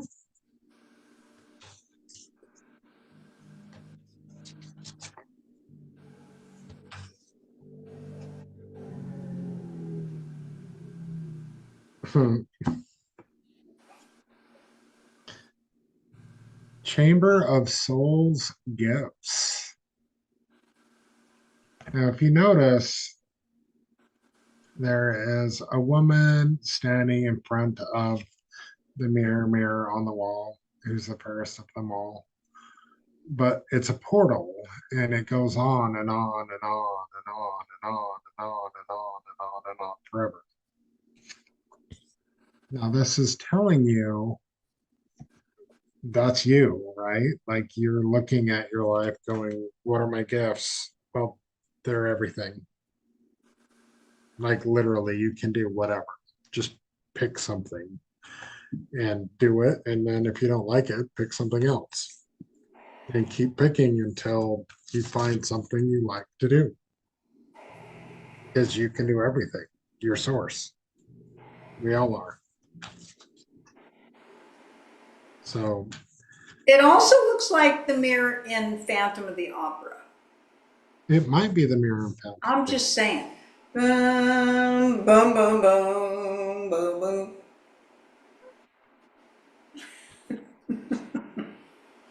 That's what you need in your office now. You need a pipe organ. I need one of those big mirrors in here. That'd be creepy, right? Just jacket from Kaylee. She Like has, the one that Kaylee's got, the big gothic mirror. Mom, can you just put this up in my studio? Sure, honey, we can do that. sure, why not? What? No problem. It'll be fine. It'll be fine. Yeah, it will be. All right. Elizabeth Wolf. Elizabeth Wolf. What have we got for you? What have we got for you? Ooh. That's pretty. This is an interesting card. Life Ooh. Force. Ooh, Kundalini energy. That's exactly what I got. Score on that. Kundalini Rising. Get yourself some Kumbaba Jasper if you don't have some. And work on getting your Kundalini going even more than it already is. Greg, have you had cranial sacral massage done on your head before? I have not. Yeah, it's very cool. It's very cool. I Very need cool. I need to do that. Yeah, Because, everybody does. Everybody needs it. Yeah. You know what? Well, yeah.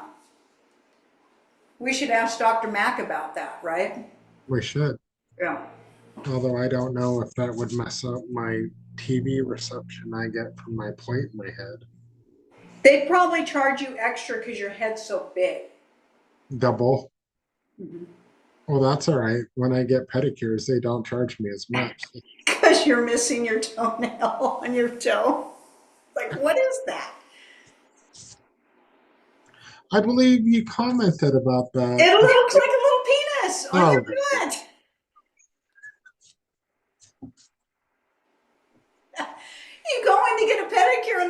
person goes Penis, Penis.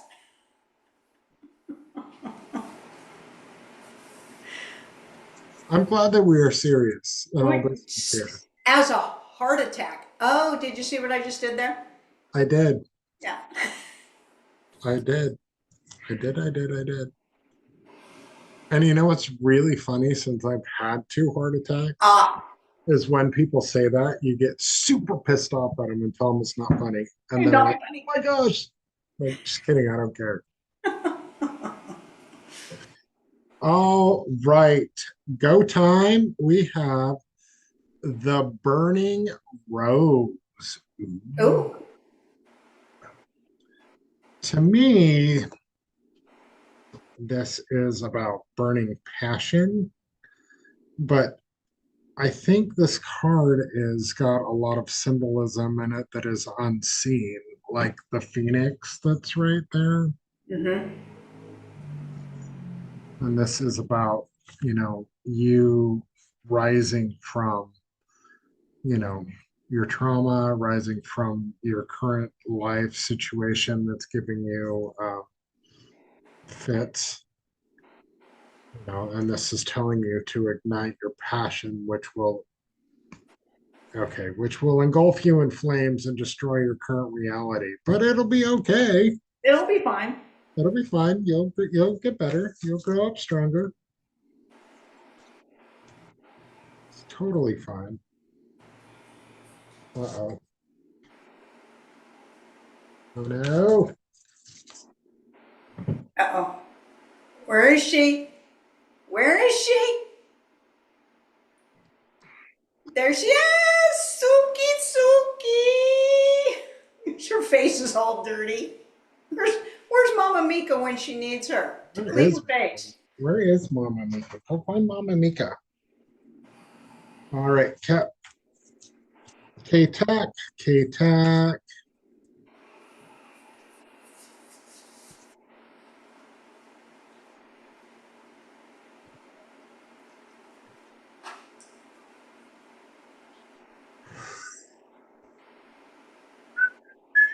Okay, Tack, you are a double winner. Double winner. You have the Chamber of Forgiveness, Oh. which leads to the Chamber of Healing. Wow. You have a lot that you hang on to about things that you have messed up with, and you get to release that because it's not even true. And you want to know what's holding you back and what's giving you some fits in your life, it's because you won't forgive yourself. All right. Tara.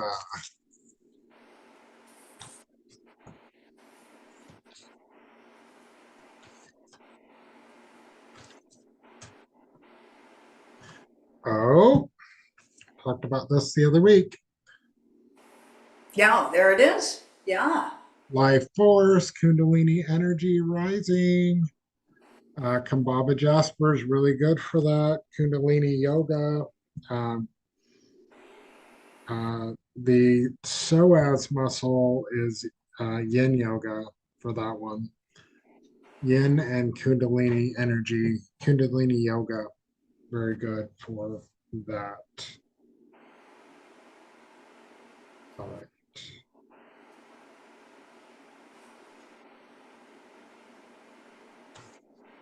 Tyranny, I can't say it. Tiaryans.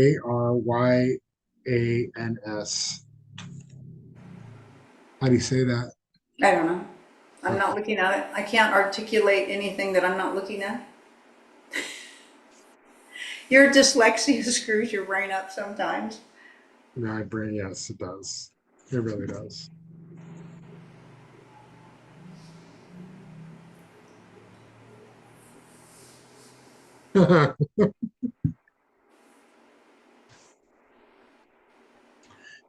Ancestral healing. Ooh, nice. We have a process for that here at We Channeling Julius. do have a amazing process for that here at Channeling Julius, and sometimes that ancestral healing is letting that shit go. But yeah, take a look at that, and a lot of what you are going through is not necessarily yours in this particular lifetime. So look at what you choose to heal for yourself in this lifetime, and you know, you don't have to heal everything. If you feel that you don't want to, or you can't, or whatever, I mean, obviously you can, but take a good look at it and see what you want to do with that. Susie Humphreys, golden. This card is golden. Now, this card is telling you, if you look at what this card is doing, she is pulling light into her or projecting it out, either or. But it's golden, pure light. And that is telling you that is what you are doing to the world. You doubt yourself far too often. Synchronite. No, I just lost my place. Oh, no! The world is over.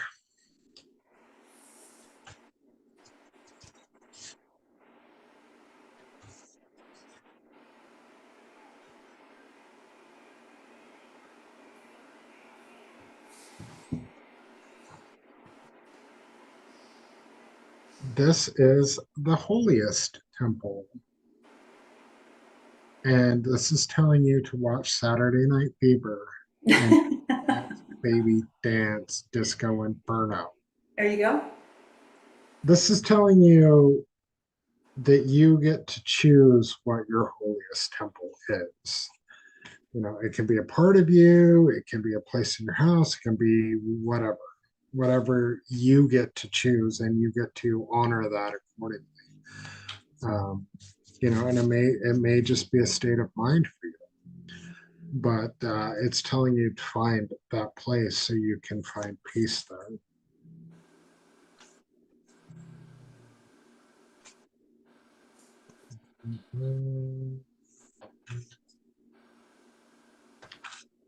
Source of light. I knew it. I've been seeing this card all day. Well, ever since I opened the deck, so not all day. The tall poppy. Poppies. The poppies. So this is telling you to, stay on the path and don't get lost in the minutia. There's a big word for you, Kasey. What does that mean? The minutia. It's like all the muck and gunk. The shite? The shite. Yeah. Looks like a ballerina in the middle of that particular big poppy. But this is telling you to, okay, poppies is where you make opium from. People may or may not know that, but that's what poppies are for. It's making opium. If you eat enough poppy seed muffins, you will pop positive on a drug screen. Just FYI, not that I know from personal experience or anything.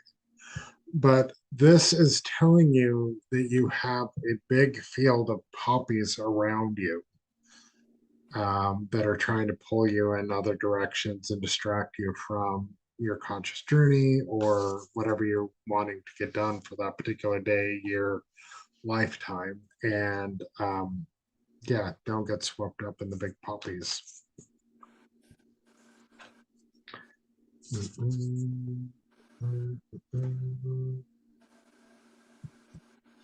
All right, let's see.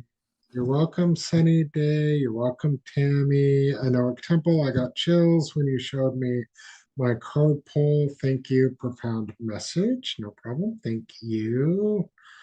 Vendina is she says she loves the gong sounds. Also is Kamayatin there. Yep, Yeah, totally. he's over here. I had to rearrange my studio just a little bit. So my studio is one of the bedrooms in my house, and I've got this new process coming up on the John Burgo show that's going to include gongs. So I had to move, Greg helped me move the gongs in my room. So Kamayatin is not sure if he's happy about the gongs or not. He's like, wow, what is going on with the gongs, right? So. He's And what a great way to deep clean is pull everything out and then put everything back in, right? So we did a little bit of crazy stuff. So just getting prepared for all of the forecasting that I've got for all the processes we're going to be doing.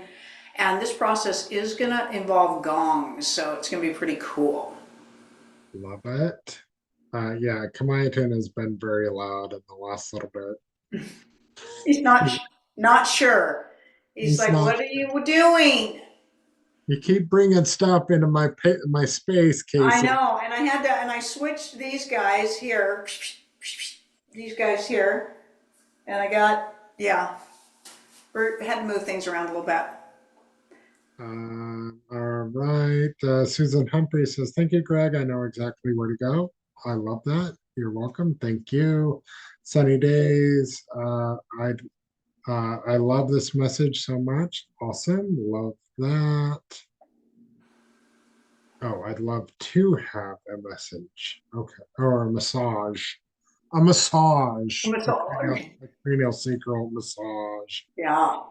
The Uh, cranial sacrals are interesting because it's not a tough, rough massage. It's actually a very gentle adjustment. So it has to do with the four plates of the skull and some of those adjustments. In fact, I usually go to sleep when I get a cranial sacral done, until they move into the other parts of the body and they start working that psoas muscle, and you want to come flying off the table because it hurts so bad. But the actual cranial sacral is extremely peaceful and it's very gentle. It feels very cool, but it's not like like a deep tissue massage. It's very, very cool. love it. Nancy Wolf in southern Utah. I think Nancy used to practice in St. George. I think Nancy is in Cedar City now. You can look her up on Facebook. Nancy Wolf, amazing, amazing craniosacral practitioner. I'm blessed to call Nancy a friend. When I lived in the southern Utah area, she was extremely gifted. And but she got remarried, and I'm not sure if she kept her last name or not, but her name was Nancy Wolf, and I think you might be able to look her up on the Facebook page if you are in Utah by any chance, anybody listening to this broadcast. Love it. Tammy loves our banter. Well, we love Are banter. you bantering with me? I've been bantering with you for a while. Well, you better watch your banter, mister. Vandina says, "Thank you both so much. I've always felt like something was missing in my life, and I'm glad to have found this conscious group." Well, we are glad that you found us. We love that. It is so nice to be found. We love you, Absolutely. right? Sunny Day is loving on Suki. Oh, my baby Suki, Mookie, Mookie. Yes, her little eyes are dirty though. Her eyes are a tiny on the runny side. Other than Mika's eyes were not running like that, but Mika takes pretty good care of Suki, she's her adopted mommy, but she's a little crazy. She's a little crazy baby. She's like a ferret in the house. Yes. And the fabulous, gifted Lindsay Lee is here with us, Woo! and she would like a card reading. Lindsay is an amazing, intuitive, very Oh, gifted let me show child. you something really quick. Hold on, I'm going to come out. I got to show everybody something that Lindsay does. Hold on. Absolutely. Yes, Lindsay is a very dear friend of the Julius family. She is an amazing practitioner as well. So I use many tools, of course, in Joyce's processes. We use many tools and very cool things. And Lindsay, who is, like Greg said, an amazing, amazing friend, made me my wand that I use. Okay, so I want to tell everybody what this wand is all about. Okay. So these feathers are actually from a macaw that I had, a macaw parrot that I had named Boomy. And these were some of his fallen feathers. And I gathered and collected some feathers for Lindsay so she could make some stuff. And she turned right around and made a wand for me out of Boomy's feathers. So this is one of his long tail feathers in the back, which is just amazing. And then this carving, burnt carving that she did, is actually my tattoo right here on my arm, which is done for channeling Julius. So this is for channeling Julius, so she did that. It's got all kinds of cool crystals on it, and it's got, if you put a black light on it, it's got cool black light effects with the stones and the inlays that she did. So she does amazing work, all hand done. A gift from her heart to my heart, and I want you to know, Lindsay, I use it with all of the healing applications that I am doing so much of with Julius. So thank you, my dear. I love you so much. But Lindsay's magical. She's just one of those all-around magical people. We love her. So great to see you.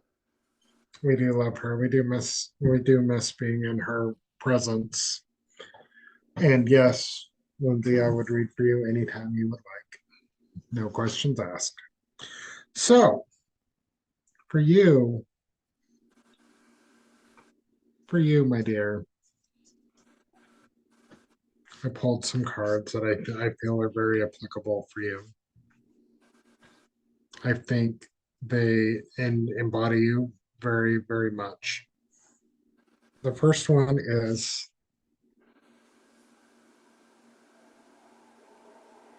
unspookable.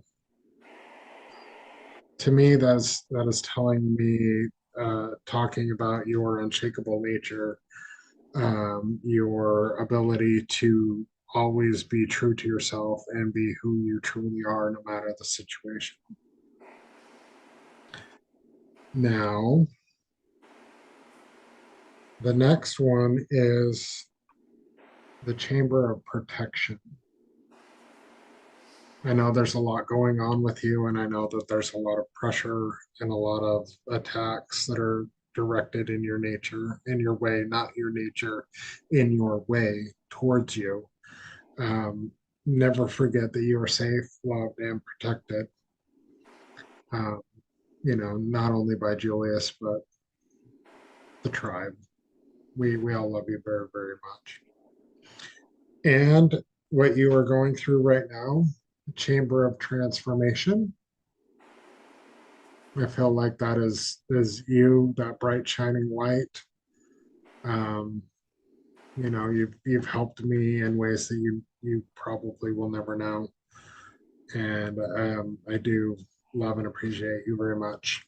And then, of course, the holiest of temples. So this is telling you, what you're battling right now is going to be okay. The weird stuff going on, it'll be fine. You are protected, you are loved, and just remember who you are.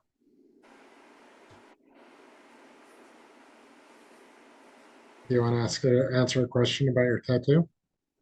Oh, okay. Vendina, what does it mean for your tattoo to channel Julius? Is it like a symbol of their frequency? Yeah, so the tattoo is them. So they're represented by a sun coming through my pineal gland, which is a lotus flower. And then the frequency is channeling down to the students. So it was a tattoo done by a tattoo artist that I know in St. George. He helped design that for me. And so it's a symbolism of channeling Julius to students. And then Lindsay did almost exactly the same thing. So there's the lotus flower and that same symbolism that shows on my arm. So did a beautiful job, extraordinary job on that. Lindsay says, you are my most favorite. And then she says, thank you, love. You are the gift.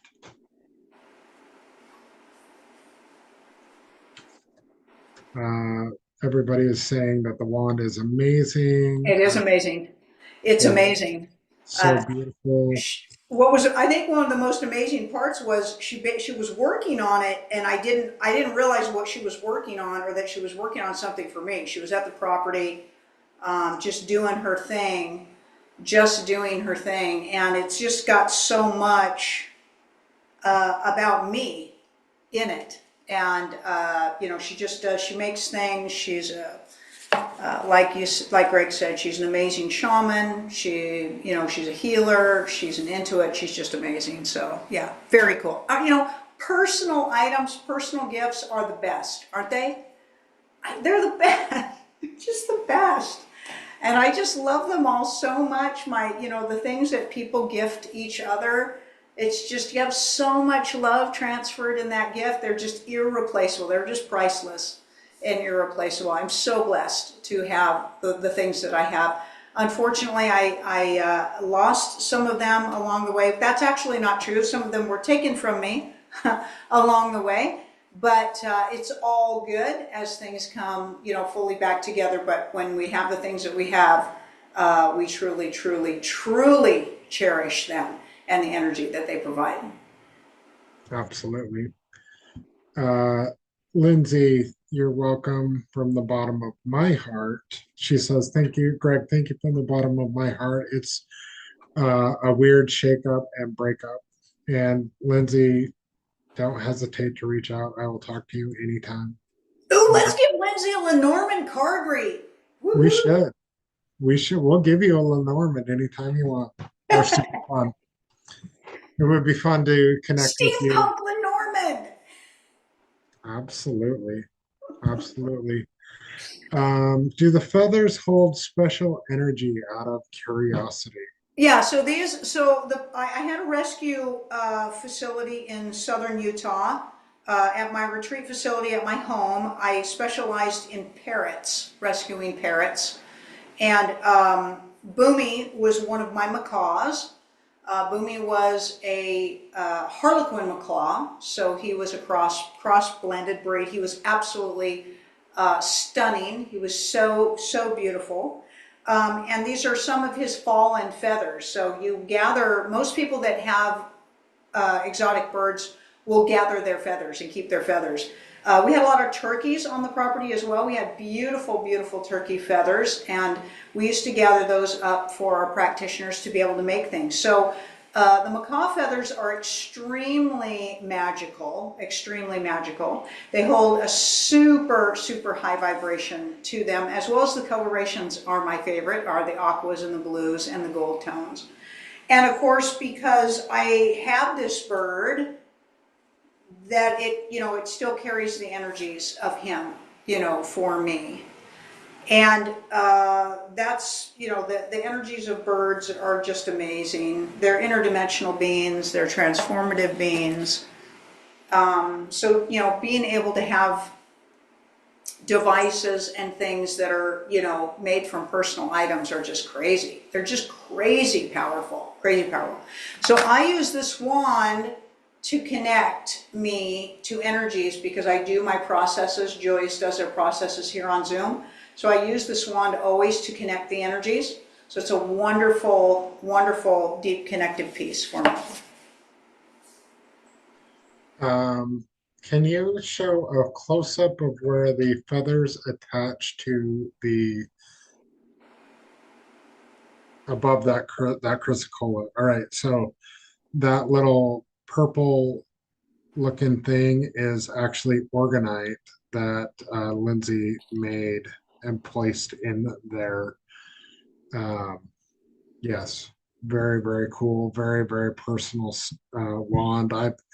I've had that wand used on me. I've held that wand. It's a very, very sacred, special. Yeah, so Lindsay does a lot of inlay work. So she actually drilled into this wood and put the feathers down in them. And then the feather here, the long tail feather here, Boomy's tail feather, this is actually inlaid in the wood. Even though it's exposed and you can see it, it's in an inlay. So everything in here is inlay work. Even that crystal, that Lemurian, is that a Lemurian crystal, Greg? Yes, of Yeah, course it is is. Would it inlaid. be anything else? Yeah, right. Would it be anything else? Is inlaid in the bottom, of that wood. So she spent so much time on this piece. And believe me, it's pretty darn durable considering everything it went through. And is still with me, right? Is still with me in beautiful, beautiful form. Yes, very, very good. Yeah, Lindsay, just reach out to Kasey anytime and we'll do one for you for sure. Um, oh, wow. Lindsay is making a furry wand for a little girl right now. She has feathers in front of her on her table. That's amazing. Very cool. Sunny Day says, I don't want to be your enemy, Kasey. You are a powerhouse and nothing of lower frequency can touch you. You have the power SI star. Wow. Wow. Thank you Uh, so much for that. How lovely. What a compliment. Gosh. Absolutely. The ball star says, thank you. I find feathers all the time. So good to know that their frequency. Yeah, finding feathers or antlers or anything like that is a gift from that particular animal to Yeah. you. Yeah. Super cool, super cool. Would you like a card, Kasey? Out of the brand new deck, The shebang, right? brandy new deck. Shebangin'. Yeah. And thank you all so much for being here. We love you all so much. Um, we are very passionate about what we do, and we appreciate the opportunity to share our gifts with those like-minded people.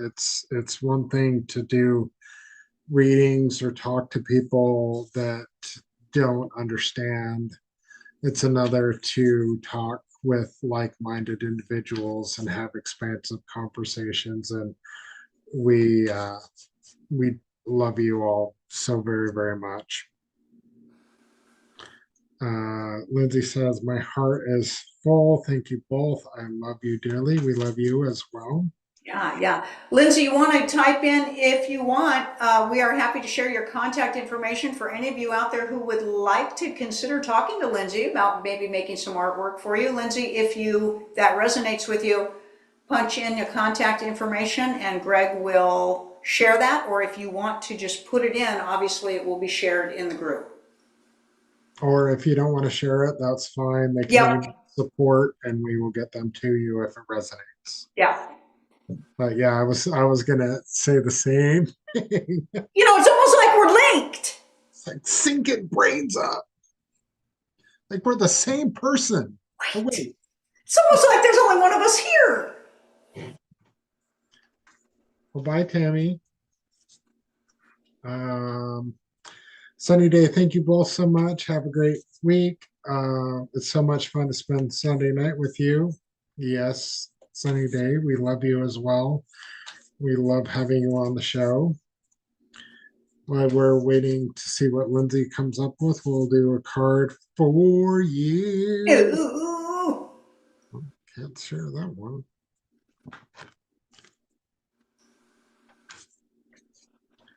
All right. Ooh. Oh, that's interesting. Look at that card. Ooh, wow. Deeper than before. Right. Then we have soul retrieval. And of course, just watch me. Nice. And last but not Oh least, my gosh. chamber of protection. Ooh, nice. Thank you for that. Yep. I agree with you, Greg. Thank you for holding space for all of us. You and Kasey both. Absolutely. We think you're amazing. And anybody interested in reaching out to Lindsay, she is amazing. You will definitely not regret it. She'll come up with something extremely fabulous, one of a kind. Please send your, reach out to support and we will facilitate that contact if it resonates with everybody. All right, everybody, thank you for being with us so long today. Yeah, thanks everybody. Don't forget, we've got class starting on Tuesday. If that three-part class resonates with you, tonight before midnight, if you want to grab one of the specials for a personal session with Julius, grab it fast. And the John Burgo Show is coming up on the 9th. Visit everything on the website, channelingjulius.com. And I know I'll be here Sunday night. You're going to be here Sunday night, Greg Nyman Jr. on the Ask Julius Show? Let me check my schedule. Hmm. Yes, I will be. All righty then. Everybody have the most amazing, amazing week. We love you so much, and we'll see you soon.